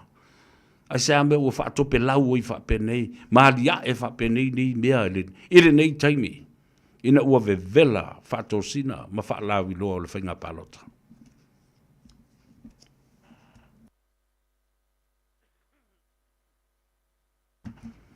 Ele se, talo fatu yo se fatu ma le tātou ainga, ai mese le tātou no ui o tara, alo le. Whale upu whalava au, Da Vinci, oi le Leonardo, malo li, o le tangata tusiata, ma le tangata vali-valiata, le lau ilo, Leonardo da Vinci. Nisi le mata upu, ele mawhai o nalu ese. Ele mawhai o nalu ese mai whainga whapolkiki a Samoa, woto si sila fo lai ai. Ele malo tau ave leana tau ave mai. E le sunga atu le epa male HRPP. Se yo o mai ina ua whaatino. Ia le palota o le lua afe lua sifumalitas. Lea lava nalu. Ma tole a fore ki o le mauta fono ma le palemene. Ona o ia lava o le whaa ulu lungo o le palemene. Sale iei foi. Ia se pule na sopo. Loa ai. Pe o le pule al executive branch. Po le tamai tai palemia ma le kapeneta. Po le tamai, po le fionga. Ia tu le epa ma lana kapeneta. Le temile nana tau fiai. La tau te le i tau fia le tutongi. O tole a foa. Ma tala i manu na fo i keti. Ma o la ta vale. O la alauni. O la telefoni. Ma o la tongi. So, where is fairness at this point? And the fair treatment according to the legislation and the Constitution of a caretaker government and those who are left to man the government or the caretaker government. Le foi la, ua toi whao popo i ei malesi mataupu. Na mai alo lava na whaata ape le palemene. E le ngata na tusi ia le fionga i le whailau tusi o le whono o le palemene. Whapea nā fo i ma le fionga le whonga talai. Anga i le au malo le malo. E le ise me tau whata ape e fua le palemene.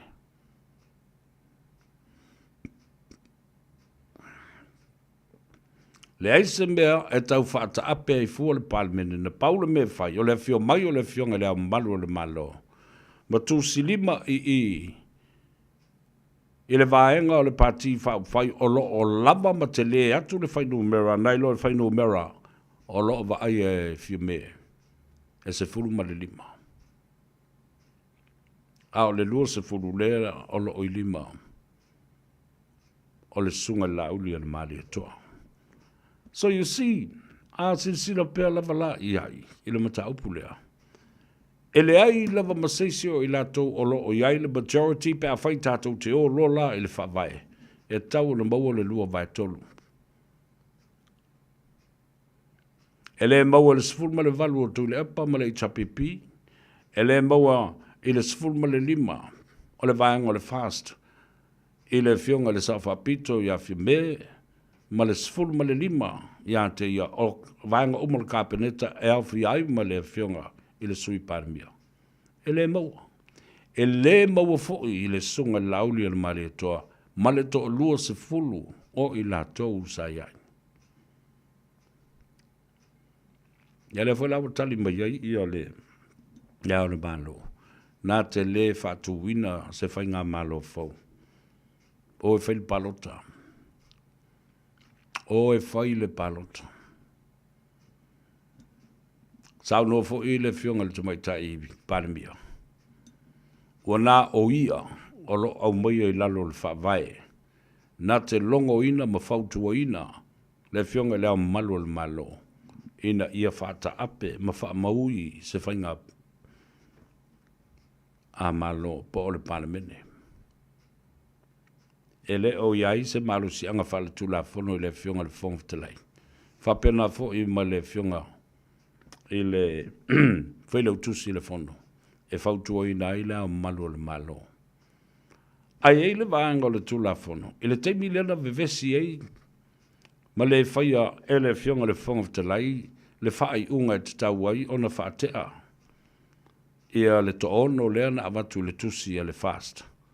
Wale o toi taliaina ma ua whaate e se atu. Mai le pati ma le vaenga whai a toa le fast. Alo iei le vaenga le tula fono whawai.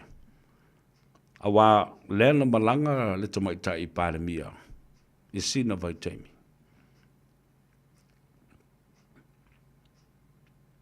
E iei le vaenga le tula fono. It's a clause ai le o mawhai o na tilo iai ma vavane ma au mai i fafo e se tangata. O e lo teimi tonu ala na e mwhai ai o na whaatea e le fionga le whongwhtalai. Ia le tumaita i paramia. I le teimi e tu waa ese ai ma le o iai o ia i te tonu o le atunu o Samoa. And part of that clause of the Constitution where the Speaker of the House can actually remove the Prime Minister from office while she was away from Samoa.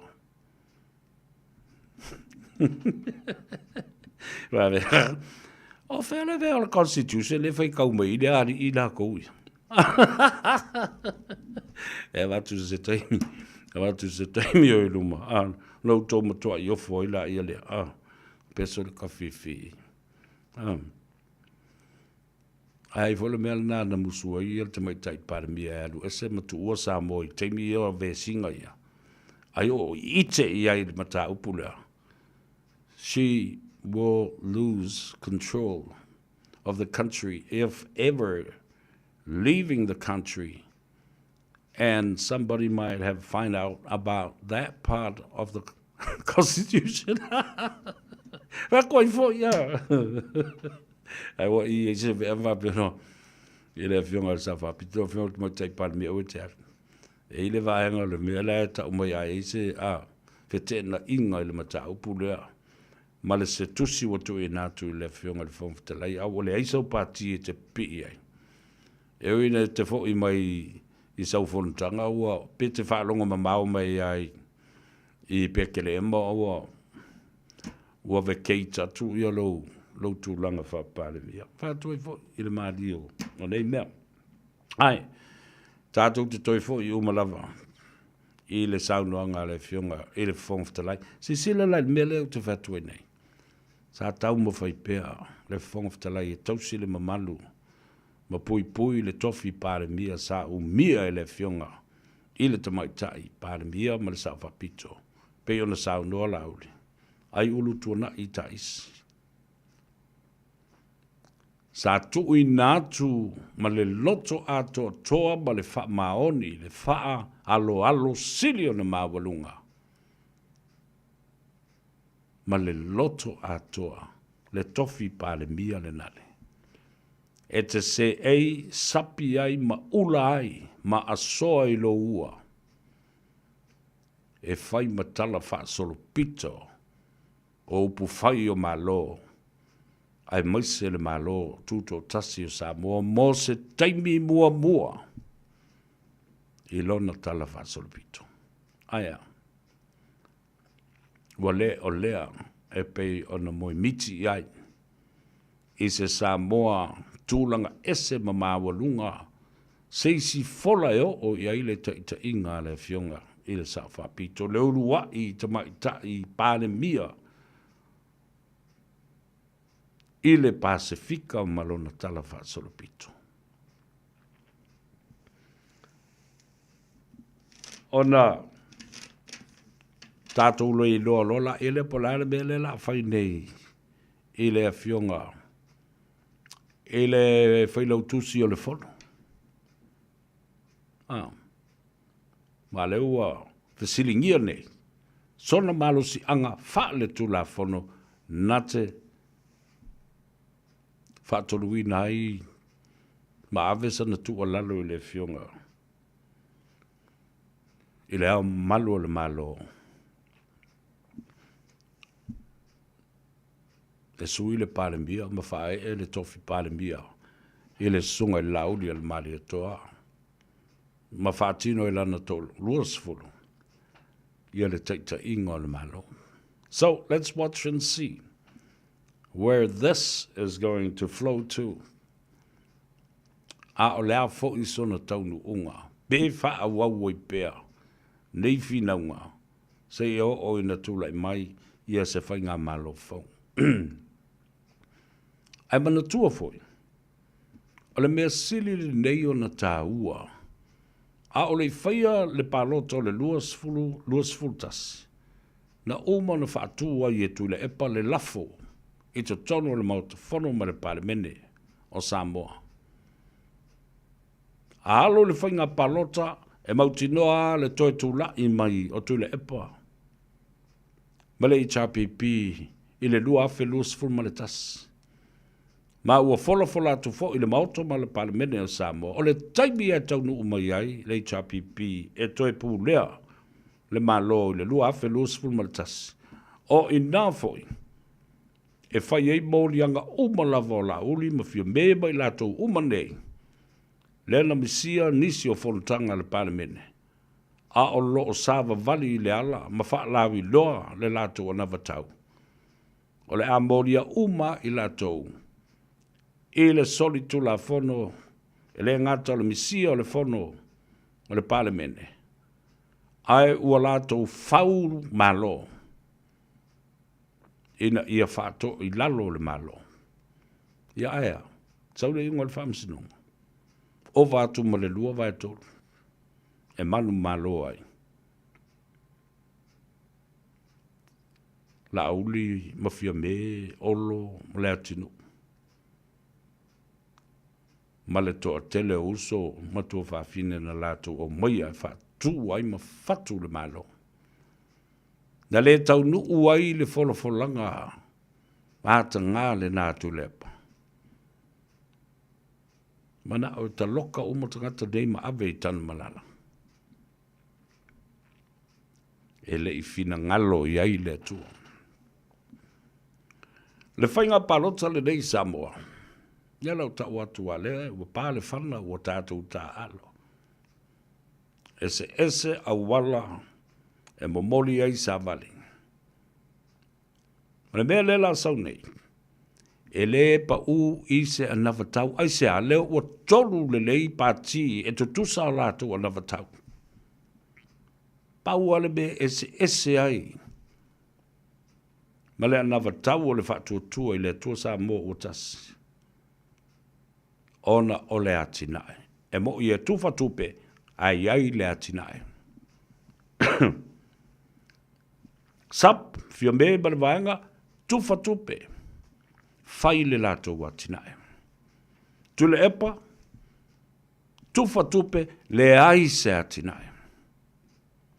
Le lau tangi tautala i lo tule epa. Ma fai mai ia. O whaalau i loa i le lalolangi i lona le fia. Fai mai o lātou mea ia. Sa te tau na ola auli ma le whaaste whai nisi o lātou mawhauwhaunga ma nisi o lātou o navatau. O fia me lātou ia. Malana vaenga o le sapa. Po le supo, po le sapa sui, po le alava. Whai nisi o lātou o navatau. O navatau ia. Wanga oi ma kopi mai. E le vanga la auli ma le whaaste whapela foi fia me. O mea mau tutu. Na tusia ma whawai HRPP. Ma leilo. Nea lau of sitting ia nei. Ia tu le pa ma le HRPP. La le bea na utou tusia i le whaase fulu tau sanga ua tuana iatu.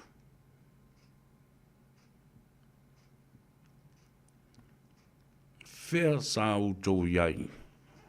I le whaase fulu tau sanga ua tuana iatu. A wafo ele iai ni anavatau.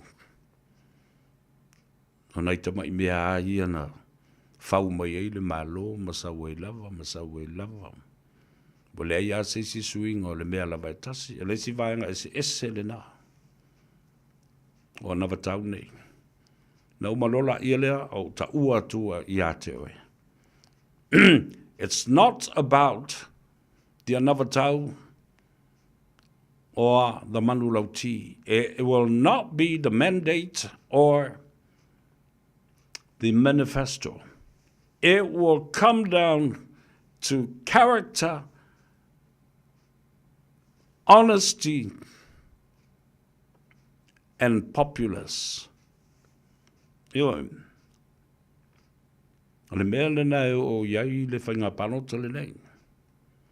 I le toi kian tangata ingi tupe, o lea o le atufa tupe.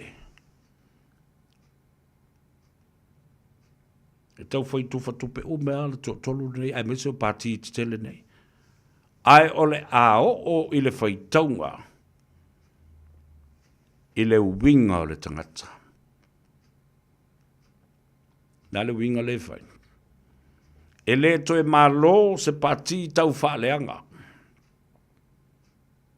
It comes down to character and being honest and being true to your convictions. Whalongo le Samoa. Nā la utou mai tau nei. La utou mai tau. Nela wo o lava le teimi e pāi le whana. Nā e alu ala savalinga ia o se lau la ala uli luma. Ale whato ala la atu le stangata. Lesi vaenga whapti. Pati whapwhai. Compare that to the epos one step forward.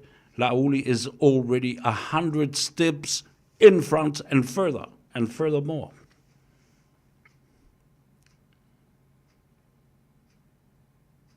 It comes down to leadership. It will come down to leadership. Le taita inga sautu sila iai. Ile se senga le nao le whātau sanga, ma le whāse fulu tau sanga. Neu o tutu nei whee no ua vaai atu, ae. A tātou le sa vali ma whata i tai le mele whee lauli, tātou te toi o fo i ai i le mele a. O le o mo i tu malo, e o i le sunga lauli. Le ala fo i le nā, Ua poto ai fo le mate le fionga le tamaitai. Pāle mia ma le sa whapito. Nā te loa le lei. O i e sa ili ai malo, e le sa ili ai le nofo, e le ofisa ma wha mawhana whana, ma wha vevela le nofo o le nofoa. You need to be out there. That's part of the character of Lauli. What now? These people have been able to attend and attain a copycat blueprint of the whole style of leadership and how to lead from the front. Le la ofisilo, o ai la le kopi. O ai le kopi mai me o le anavatau. A o le o kopi o e whaasala lau, ma wha lawi loa, ma sava vali i le ala. O mea masani na o a upenga na o le tau ala tamalea o lauli. E o e tala noa, ma soa le pule. Oka e. Stasi baenga matautia i la uwa ai lea i eita mamtina matutua o tau foi le no nofo i New Zealand nei. O tau tilo ma o tau sila atu o tau o sili anga ma o tau foi o lo foi atu le tonu. O tau a inga poto i Samoa. E nae tau te wha longo ma sila. Ioe. O le mea moni le mea le nā. E le iai se pati e toe manu malo e le tau wha leanga. O popoto Samoa, o sila Samoa. E ua valu sfulu mo tupulu to ina, tu lepa. Na o mea mafu, mea iolo au mai le teimili nei. Ule o toi iai sesi to mai ma sesi malama. E winga. Ini a navatau mani mata upu mani atina, le lau tau sisila nei ai. A tufa. A la va whea na whai. Dala fo na o sila fia le lei ai e le fionga le sa whapito. E o mai e tufa, ai o mai e toi lango le poloketi o le tasi le miliona. Toi tuu iai malesi 2 miliona. Lesi miliona, e wha 2 miliona ai. A cash injection is like fuel to the fire. And it's good for the development of the economy of Samoa. Le se senga le nā o le talanoa le atou sa vea. Ma whaunga wha economist think tank. Ne o tau si sila iai, ua matua le toi ma fo i ona. Polo misi. Ma fai I lona I tu malo, tu lou le I tu malo. O la utoe alu lea. Fa whainga panota. La e moli mau Samoa ma le I tu malo ma le awhioanga. O la utoe alu lava lea.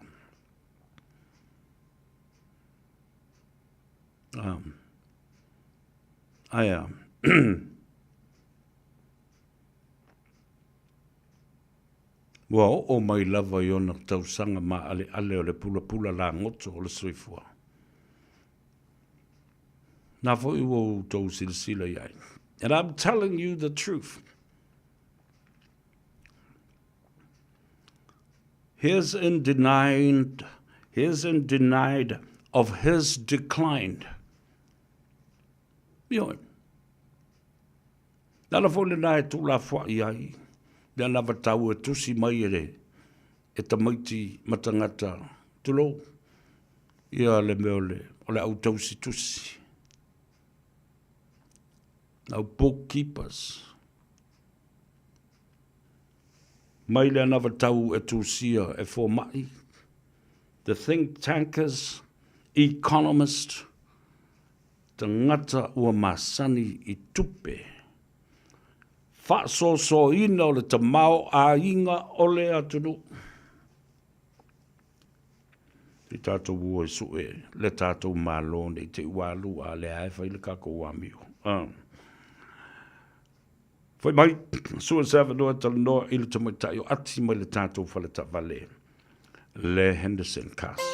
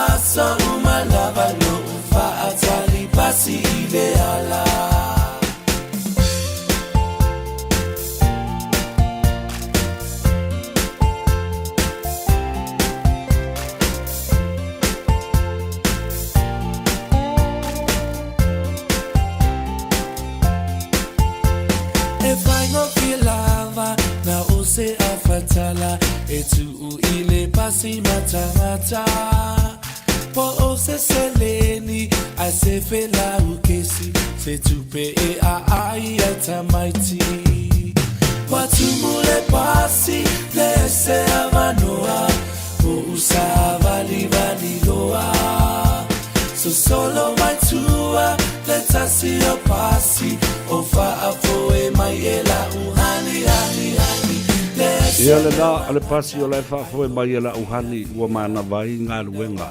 O le nei fo ia solulu ma tau walunga i ai Faiva o le atunu ai mafuta mai loa.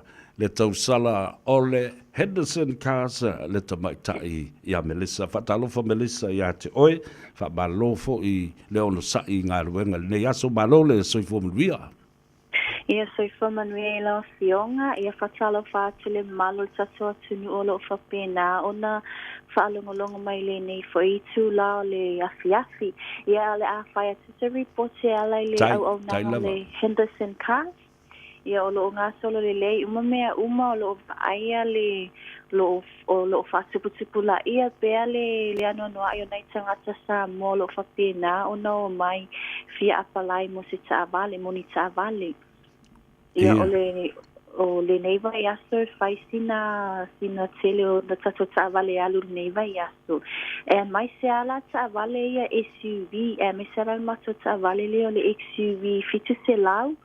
O le mato taavale faulea le whaalau i loa until Christmas. O le taavale lea a whaatau e le tangata e mawafua atu le lua a feta la. E fitu ona no fua, e iei le taavale fitu no fua e tau le any space, e fwe taavale fitu no fua e te lelo na space i te tonu. So la e fili mai le tangata, po o feo taavale ia e fia mana oai, i o taavale fo ia e mau atu ai ma le mea lofa tupe, lua hafe la, o le master promotion lea, e alu atu a like tausanga nei se ia tini le kerisimasi. Malo vavtai. Ia ua tula lata fo i le manawa o ngā ruenga le so, ai ele mwhai au le tau fia lo tau tali atu i tangata e so tai mai le upenga ta whai langi. Ia e mai se fo i o lunga le tau Facebook page se o ai na talas fultasi le po na nei, a Melissa? Ia sa o lei, o lo iai pea tato tangata whainga luenga o lo whapena, o na ngalulue mai le ono i le afiafia ngai le fultasi le po ana nei. So soani ia i mō nai tangata o lo whapena, o na mana wātunga luenga i le afiafi ai o lo o sausa ili foni taavale. O lo o avanoa le tato Facebook page Henderson Cars, po o bevala au i matonu lera vili fua leo le o valu se lau fitastasi. Ia, malo whaftai. Ia, male ta tuatusi? Ia a fia apalai te ta'avale, a whawhingatau na apalai online, ia le ta'avale, ai le te fia siasi mai le mato whare ta'avale. O na siasi mai le tasi wawha Kevin Day Shrai Papa Toi Toi. O le mato tua tusi na pe a fia apalai mo ta'avale. Malo whaafteitele lava mo le tali poti, ia a e whaamanuia atu fo i ngā luenga o tutoe o le leia fiafe, ia ma ia saunga le mūle toi fo i atu tātala no i lea soa tai au Melissa, a ia manuia tele ia ngā luenga o tutoe, whaasoi fo ia. Ia, whapena fo i whaasoi fo. Whaasoi fo ia. Ia le nā, a le tamaitai o Melissa mai le tātou whalata vale, le Henderson Cars e te maua le tuatusi se lau i wha Cavendish Drive i nā i Papa Toi Toi, manu kau, ia, a le nāwala au i le telefoni o walu se lau, fitu tasi, fitu tasi. Ia, taua. E taua le sulu tasi le pō nā nei, ia, la lava e whai ia le tatala ia le lātou upenga ta whailangi me le lātou Facebook page, ia, e so tai atu iai, ia, le atu nu. Ia, le la o tātou nofo nei. Ma whātali tali, po anisi mea fo i o le atu la i mai. E le nei vai aso, au te vai atu, ua tūla lata ia le whātutua i le tua Samoa, e tā walunga ia le whamoe le lātou sāwalinga. Ele sā o Vailoa, ia whapena fo i ele o le ala taua. I le asiasia o ele o Whaletoi, ia a wā ia le vai ti, ma le vai malai, ma le pa i ainga, sa mo le oi. Ia, la fo e fa solo atu lava ia le vaenga lea se ia o atu fo i o leo mai fa sa le anga ia se ia o atu fo i o ngā ngai maunga ngā ngai fo maunga ia ma fa solo atu ai le tu a sau se ia o atu fo i sa sina ia ma ngā ngai fo maunga ia lea lava e whaimali potia pēr ia le tulanga o whea wanga i ai ia savalinga o lo whaia nei. O lesi mea tāu o lewa i lau wawa ai atu i ai. Ina me tāu pulea. E le ngata i le tāpenanga a le whātuatua i le tua Samoa watas. Ai whape nā lawa. Ia lātou whonga whetalai. Ia lātou whonga whetalai. O le tautonga la o lo o wawa e tu rei ai. Wa leo wa siasi ia tō mua. Masuyo sfono uma. Ia pule ono. Ia. Leo wa siasi ia pule ono. Le foi la wa tu to o upolu. O to o tu mua. O la to leo wa fafsanga i nei ma pule ono. Ma fa fe lai. Fa pena foi ono ftelai i ava o le faoso. Mai tu malo uma. Ese le matango fie ia. O fetalia inga. Ma o i foi. E te matau i ei Samoa ma e whaitau i ai. I le tāpenanga ase pati wha upu whai. Ua ta oto ai i. Le pui puingo mea sina Samoa. O lana tū ma le anga i whanua. O le vātu i tui ma le vāta ngata. Le vāta puia. Le vāta o to'o i le fue ma le to'o. Ne ua whei uma. Ma ua mamapo umai i le mea lea o tilo iai. Au tango whore whatustusa. Leo whai la unga le chapipi, ma leo whai la unga le sapa. Le mea moni le na. E le whai mea la wali ia i le waa lea o lo ua mua atu i luma. O to feta lai ia. Le mua atu I luma ma le mamalu. Ma le tā ua o le vānu nofo. Ma le vāta puia ma I tu malo, ma o lātou taulangi, ma o lātou mamalu. Ma lae whai taulia. O maota tā puai, ma lawa whetalai. E ma tau tia.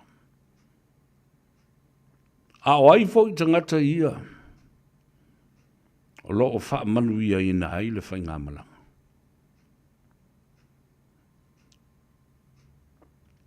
O loo manu ia ai le au whai ngā luenga le tua. Mea matau tia le nā I lau wa ai ma lau mori mau. Te le popole atu poani tala nista ngata po le ale la tau whai tau. A le ale la tau wha misidonga o loo whai ai malanga umane I tolu o loo. Halu le taibiatas. Le matau tia o la unga a whai au, ma ua wha manatu mai ai I a te au. Whai au, la inga sa le vi, aua, le I se tia o tau le malu o le taitai au. I o tau manatua le tai au. Ma le vai aso a tō na wha tū la I ai o tau e tu le epa I lumba le wha abisidonga. Ma le whainga malo leo. E vane mai le mama o tu atu I o tau whafonga e tausi e le ngā luenga le tua. E tau vane ma whafo e mai se tā la o si tau langa ai le atunu ma e kalesia. Ma au lotu I ate o tau o no le ngā luenga le tua. O lo o tau ta se ai. Ma o tau wha fale le malu ai. Ma wha tuna paulia.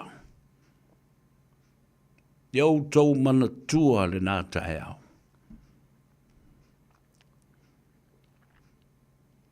Ai a la le alofa sa saa. Pea o ina tō le fale o tau tai.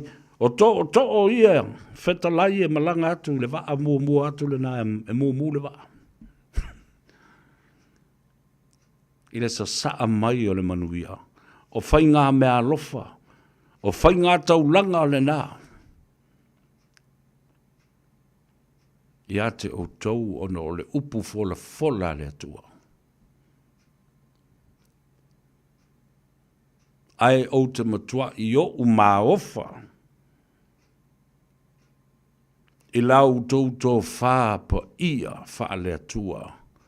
I le launga ina. O le mata upu silisili e tala whea ngai, ma tala whea unga tolu. Ma le tai ao, ma le aso le la, o le lau lua whasile wha inga leo lo whainei. Ta oto le lei I lango tonu, ma le momolinga o le sabali. Oka. Le wha lea nganga o le nā sabali. E ta tangi pē I o utalinga ma le o whatu I aso uma ma teimi uma o te toe wha longolongo ai I la unga wha whengainga I o lo whainei. E o fo I isi wha whengainga o lo o lātou te talo ma wha atino ina ma ta tala alo ia ma whtanga le I chapipi wha pena fo I le sapa maisi. Wha pena fo I a te utou. Ono o le mea lofa le anganga pa ia le tua. O tau le whai mea whapito ai. Ai o tau la unga e tusa ma mea o mamori mai e le anganga o le tua ia te o tau. E mamori atu ai wha amata upu siri se sabali. Ia ese le whaitau o le tunu uma e wha longolongo wa e ma wha lele e fo e mai tau. Ale mea lau te whai atu ai. A uma nei la se la unga se whai au. Fo lele I ole fast. Sau lea wha alo mai lesi whai pule. Sau mu lesi sui wha orioli. Sau lesi sui wha orioli. Ua toi alofa mai foi. Ia le sunga o le sui wha orioli o le tu malo. Ia ausi ono so tanga wha le tangata. E suri. Ia wai wha penala. Sui whao lioli mai tū mua o ka oka so na ainga I pule ono I salawhai. A le nuu fo I leu anga I ai. O le nuu o lai mau polo. Ala e se fai fe au lona ainga. O lo fa malu ai mau si tau langa le nule. Au mai tau ina me alofa e momoli. I fai fe au ma le au fai ngā luenga i e fai lotu. I le a fea. O lea i tu malo ma le i tu malo. E le whatutu i le tu sa mauta se wale u te vai tu nei fo i ai. A fai fo i a whaalolonga a le HRPP la taupe na le tasi este utusi e mamulu i se fai fea.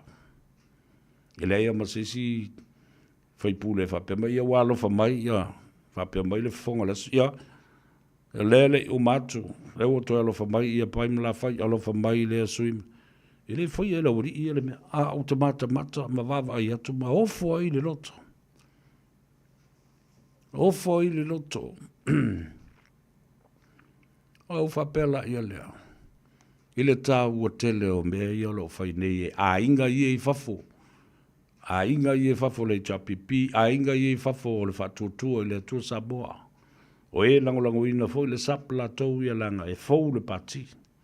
Ai pe o a inga a supporters group lava nei. Tala na e la iuna tāua tele. Voto sinsila iai. Walo lo whatu a inga e whafo langa o le pawa malmalo si anga le i whafo. Peo no whata tamamu tina matu au tau whafonga lei le leo lei atau.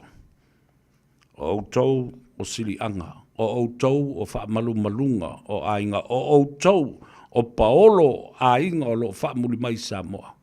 O au tau foi o lo foi atua tonu o tātou ainga i Samoa. Nei ni malo si anga o iai, nai lo o malo si anga o tau. O e wha sa o i ainga a o lo no nofo. Ia tunu i whafo i New Zealand ma Australia, Hawaii ma Amerika, ma so se stete le malo tele o Amerika. Tutuila ma manu o nale umao o atu eisa o whamtalanga. Aisea.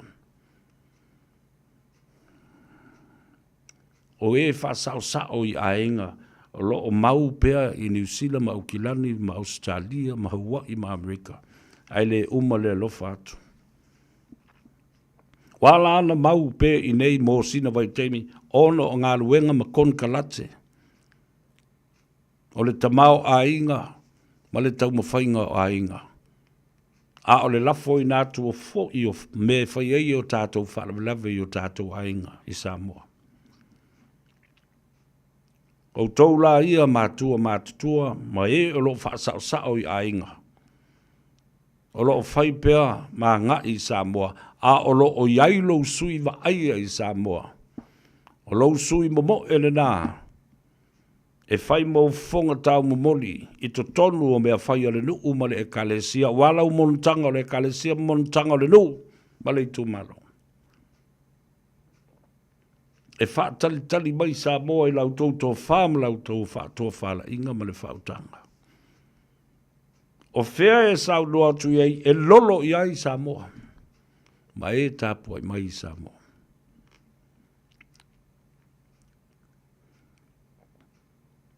O ele, ma o tofi ma lau whaasino manga, ne i pule e sea. Lea o tō wawai atu ai le pule. Yo e ma le wha au siri, ma le au siri pule. Yo e, mea o lewa na whai. I le whase fuluta o sanga o tōnai. O ai la le kopi nei i mea fau ia o au mai.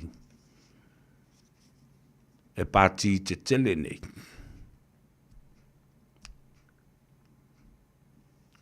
I'm talking about the time limitation. Ngata lava i le teimi le nei i Samoa. Ne tau te wawa ai tau te manuia o le la tau fai tufa uma tupe. Le la tau fai tufa uma tupe. A o le tufa la leo o te watu ai Samoa. Le la unga le si fai fe au le na fai ana le la. Au ina tupu. Lau tofi le na Samoa. O ele ma lau whaasino manga ma au mea sina. Fo i nga lua le vau. Fo i ngā lue puna o alo atunu. O i nā o lo i ai.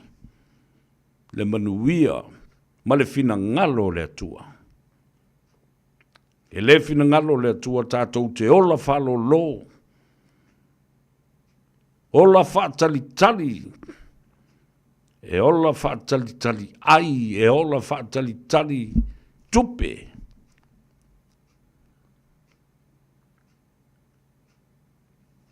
Le atina e nale. I wouldn't be surprised, but it will my nei wale wawatu. E tufa tupe ia fia mema ma lautimu ia. Ai tufa tupe po ia la uli ma ana rosa. Molio o mulpola. Atina e la ia lea e ola mai o le 2 miliona whaopopo. Atina e la uli 2 miliona whaopopo foi. Le isa tina e le chapipi.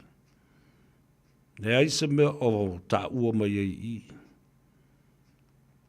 Nalana na lea la yo lo tiute le na mal matafa yo i momoli atu le vasi vasenga ma le ese esenga o mea nei o lo fai. Mole manuia ai mole manuia Samoa. Lea la e manuia umai le mea lea. A o le manuia pu la lea. Wa whaatapu la alona taimi. Mō tangata uma o Samoa. A time limitation and limited resources because there is no plan for any development by HRPP. No watina and no development. Leise me tua iai e umatulole bread basket na tuwhanala ia kangolo lea. Se kako kari e kasi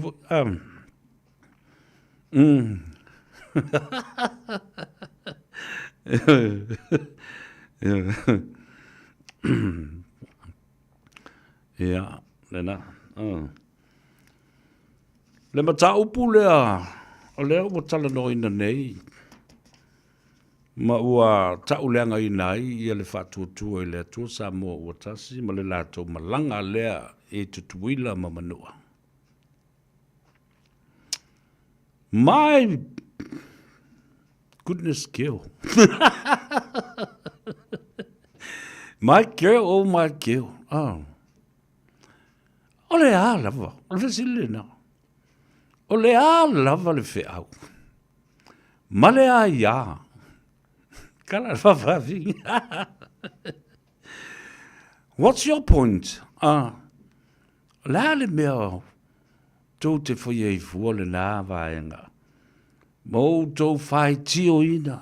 Mou tau sai. I le ola uli ma le vaenga. Le a inga o le whatuatua i le atua Samoa o tasi. E asi o tātou a inga i tutuila ma manu. O tau loa ea. O la i lesi Fast Supporters Group i tono tuila. Ma manua. O ele sao le tui manua. Masua ma vai whanua. Fo mai tu langi. Sa ole masale au mua. Ma le lau niu na sa elua. Ai maise. O le la au na motasi. Ma le nofo a maupu.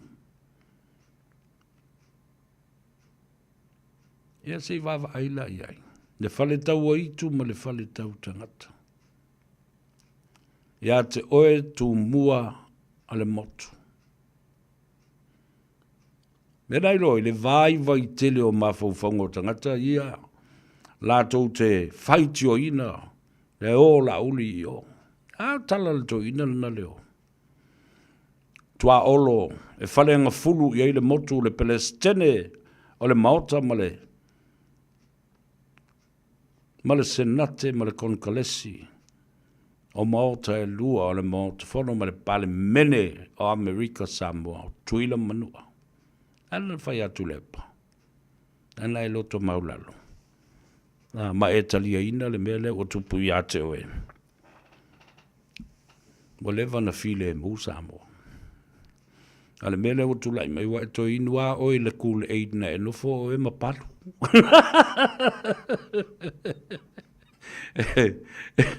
Rala de ke muri mai foi. Tala le toina la vo le toa ngā pai le toa tua olo le nale, ma nei a fruen. Tau tala i le sao. Tau tala foi i lona wha maoni. Ai atangia i foi le lofo le toina i tangata Samoa. Na matua i loa le lei e tua olo. Le matua whaia ina popo. Mai pei faulinga mai na valo ia e tua olo le me o iai. Ia le whainga malo. Ale HRPP. Na matua spela le bai e tua olo. Mai o te le mea fo le rao te manao. Ila ia toi e mana tua e tu lepa. O mai le teimi e malo lo le iai. Wa iai le swinga o teimi. Wa iai le swinga o le sio manga. Wa iai fo le swinga o le mana onga. O mafau faunga fau. E taita iai le atunu. Rawinga e o mai fo. Le pa inga le nei wa valu sfulma le ono. Tau sanga le matua. Tātou te le iloa le langi. O tau sinsila ia Joe Biden le lofa i le atunu. Wha ma vai alo ia. I le teimi o lo vevela le whainga panota. O mafau faunga ia. Lea lava e tau tutu iai le isi awali ia. Ma tau mawhai e pēa. E tū leisi toia ina vai atu o na tau langi. Tū lei lava. Se ia o ina tū le toi ina. I lungo le maupu o le maunga o le me mawhaingo na toi savali ma toi la atu seisi mea. Nā le mea kouke le alu lofa ili toi ina ma fautua le lei iai. Wo o mali teimi wa te tau na sau seisi o tau ia. E tua ma tū lei mwile toi ina. E tai. Aia, tau te pala ai, tau te whewhewe i le toi ina, tau te lalafi mai tua le toi ina, a o tau lava fo i isi ia.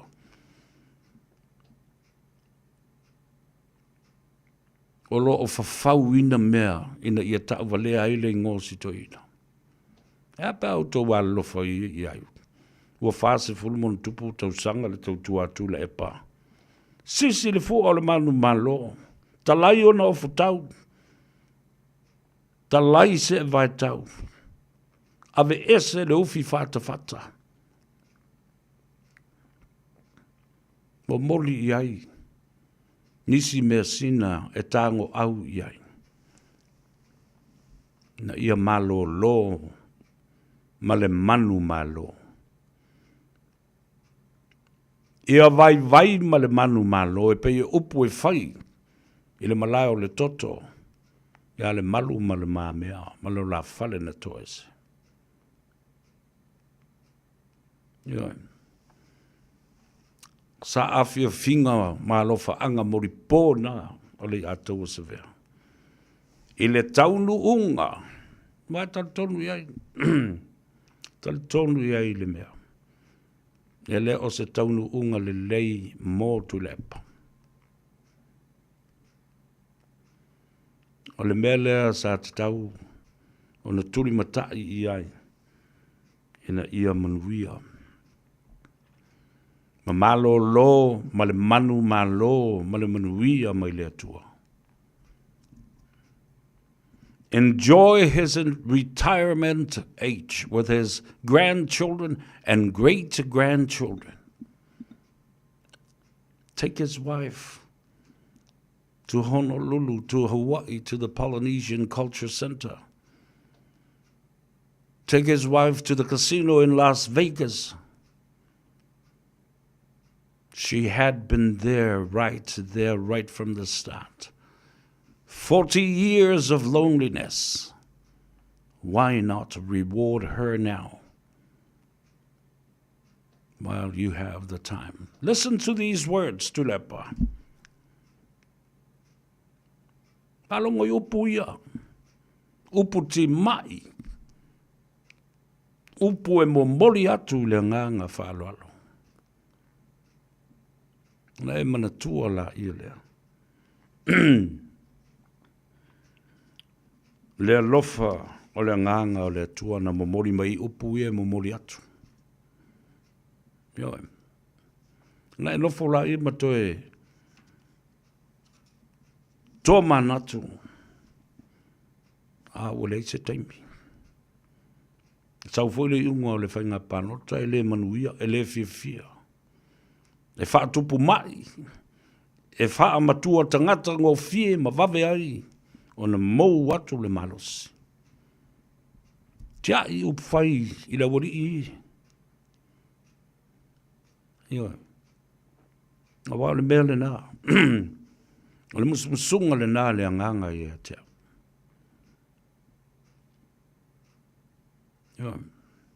Le ai asa meo te le tautala i ai ele i o i lona taunu unga ma wha maonia ma tula i mai ma tupu me alofana nā le atua whaali mai i tama vale le tā waloa i le amana ia aia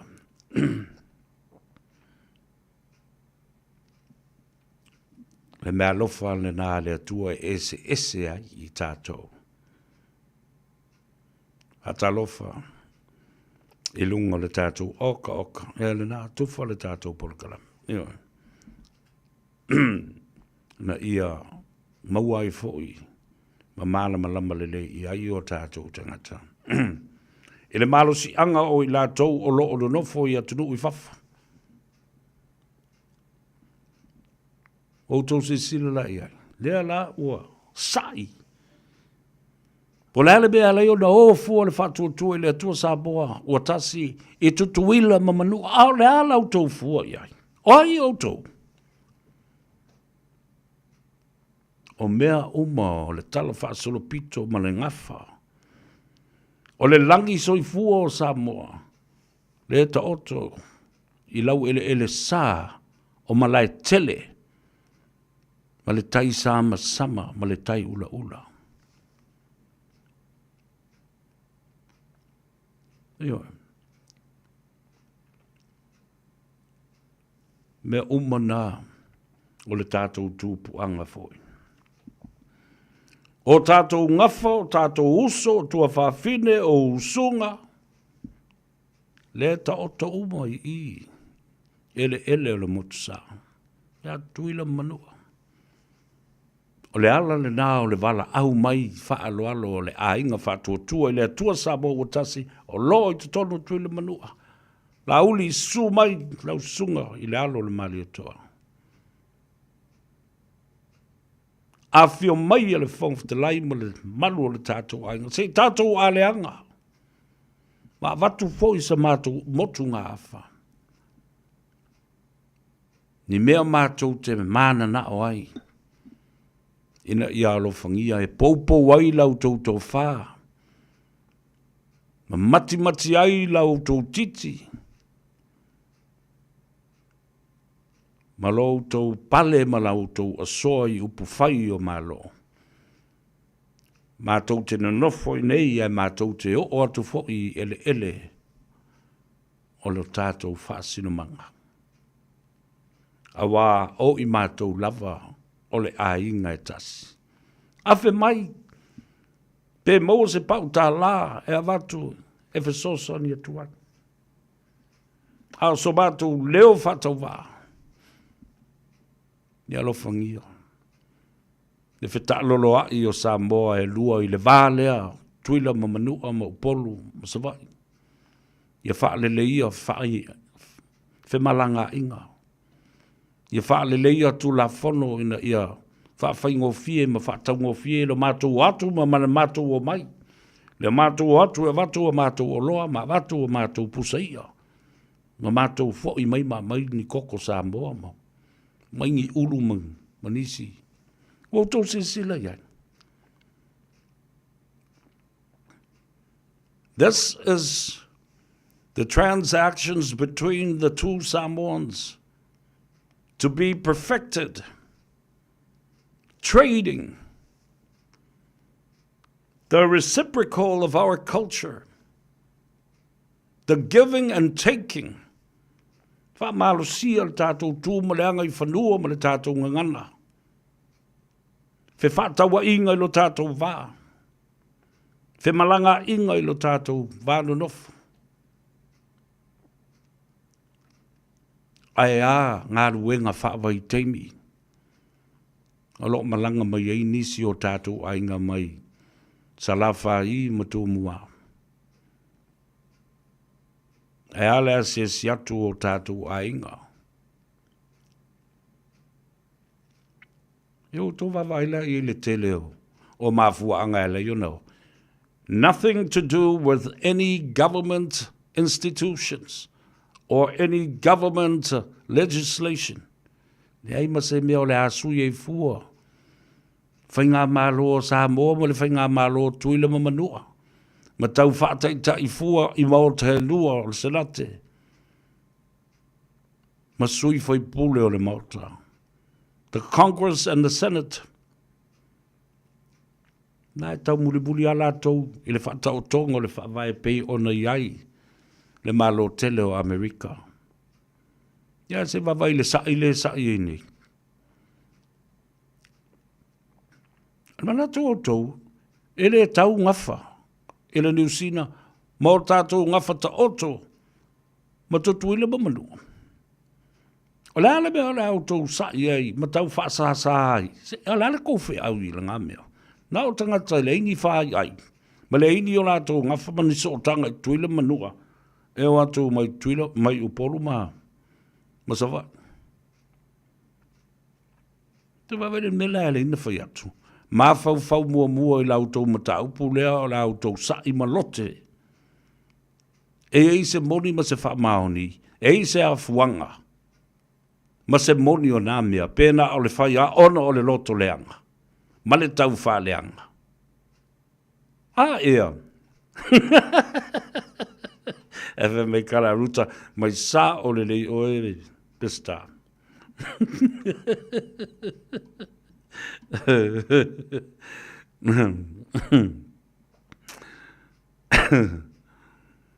Nala ia.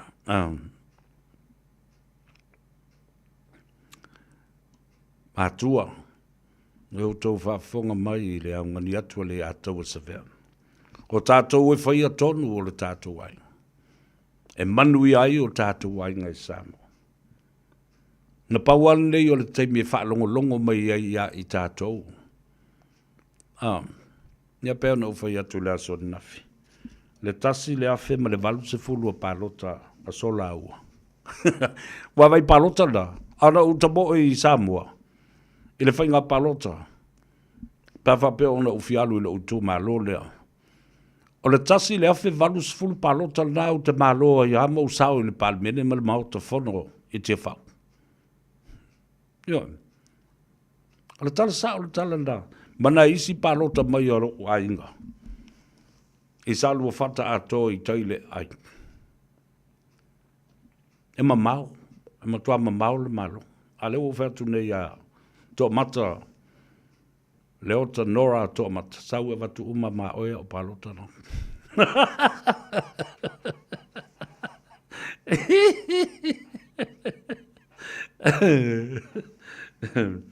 Talo I le ola, ma le malosi, ma le anga le lei o le atua.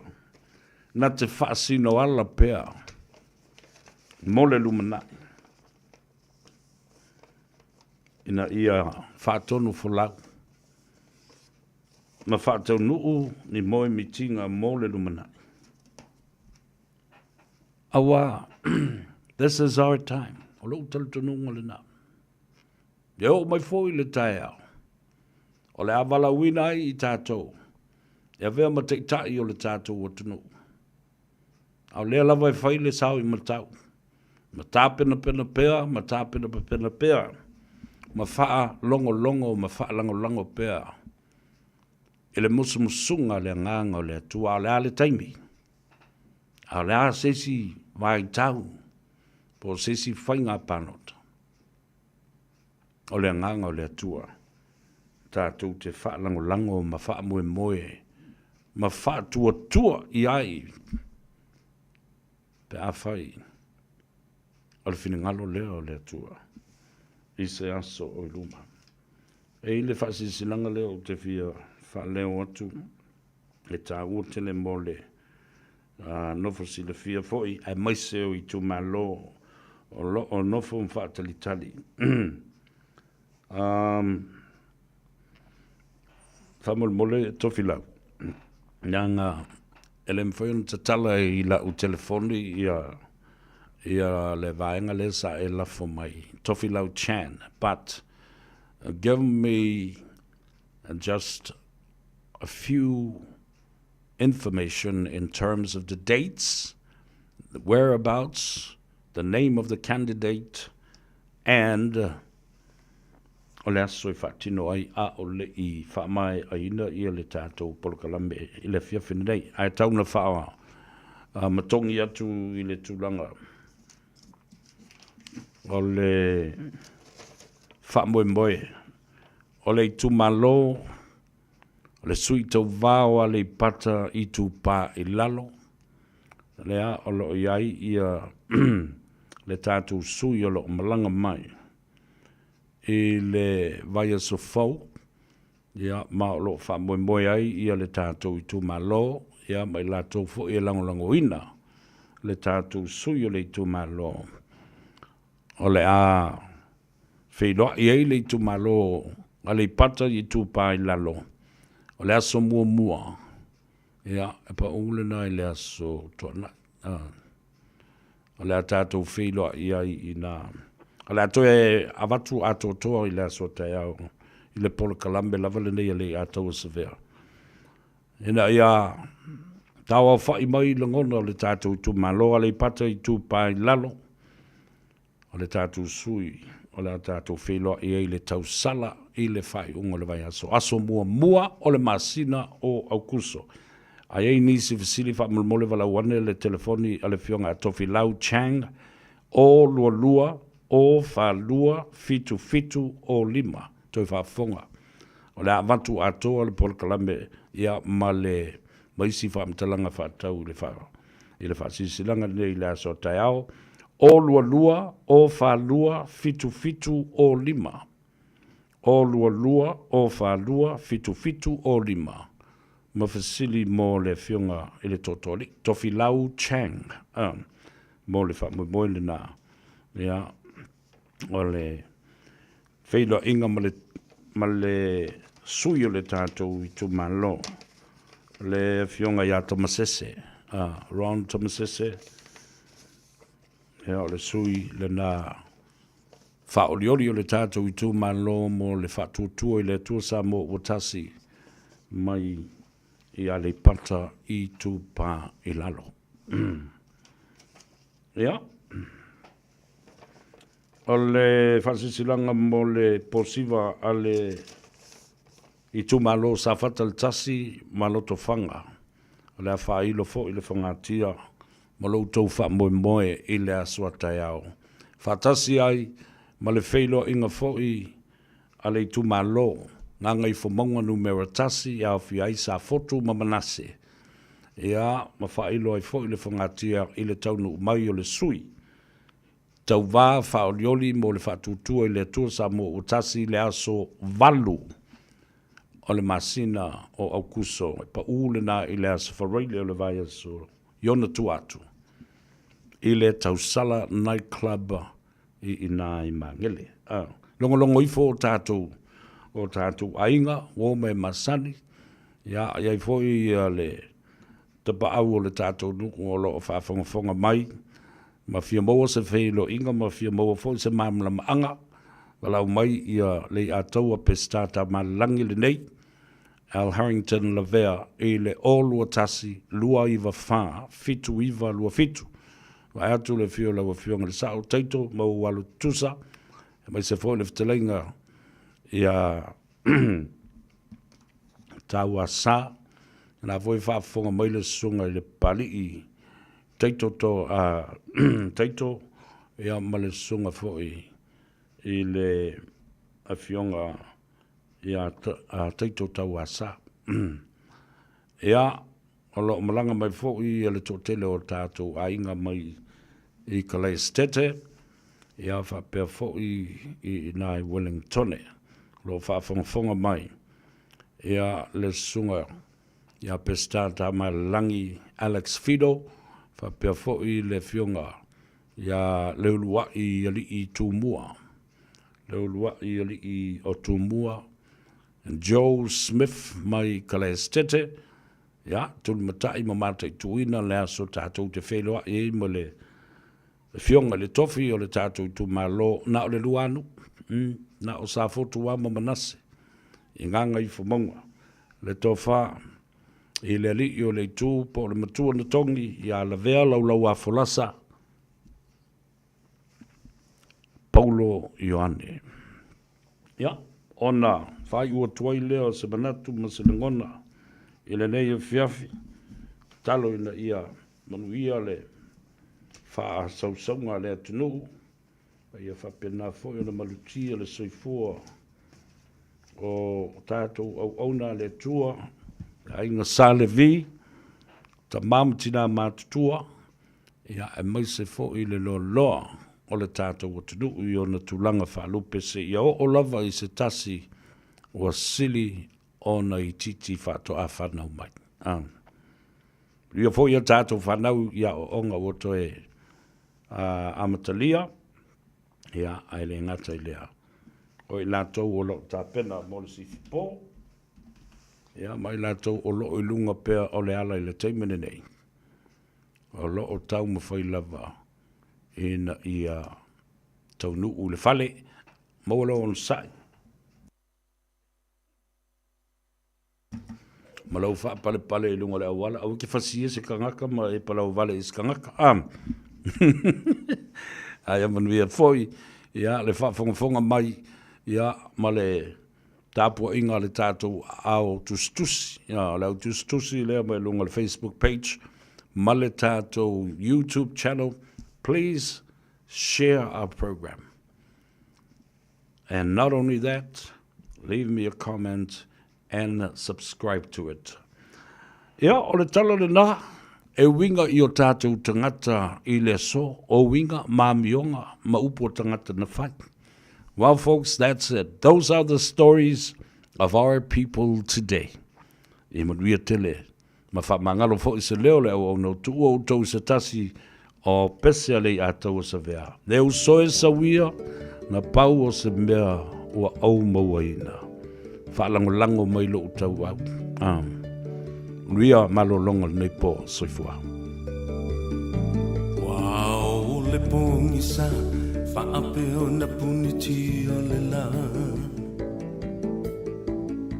Wow, le langi, o le timu fo i le muta.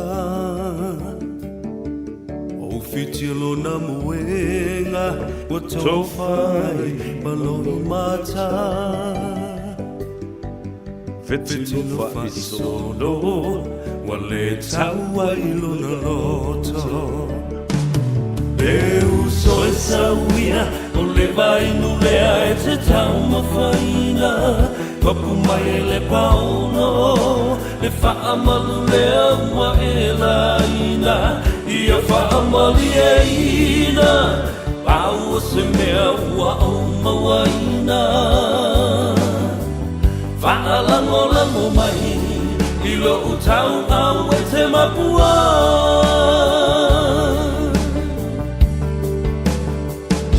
Langona le fia ai, se fulu se nese i whaalawai. A o se a tofa.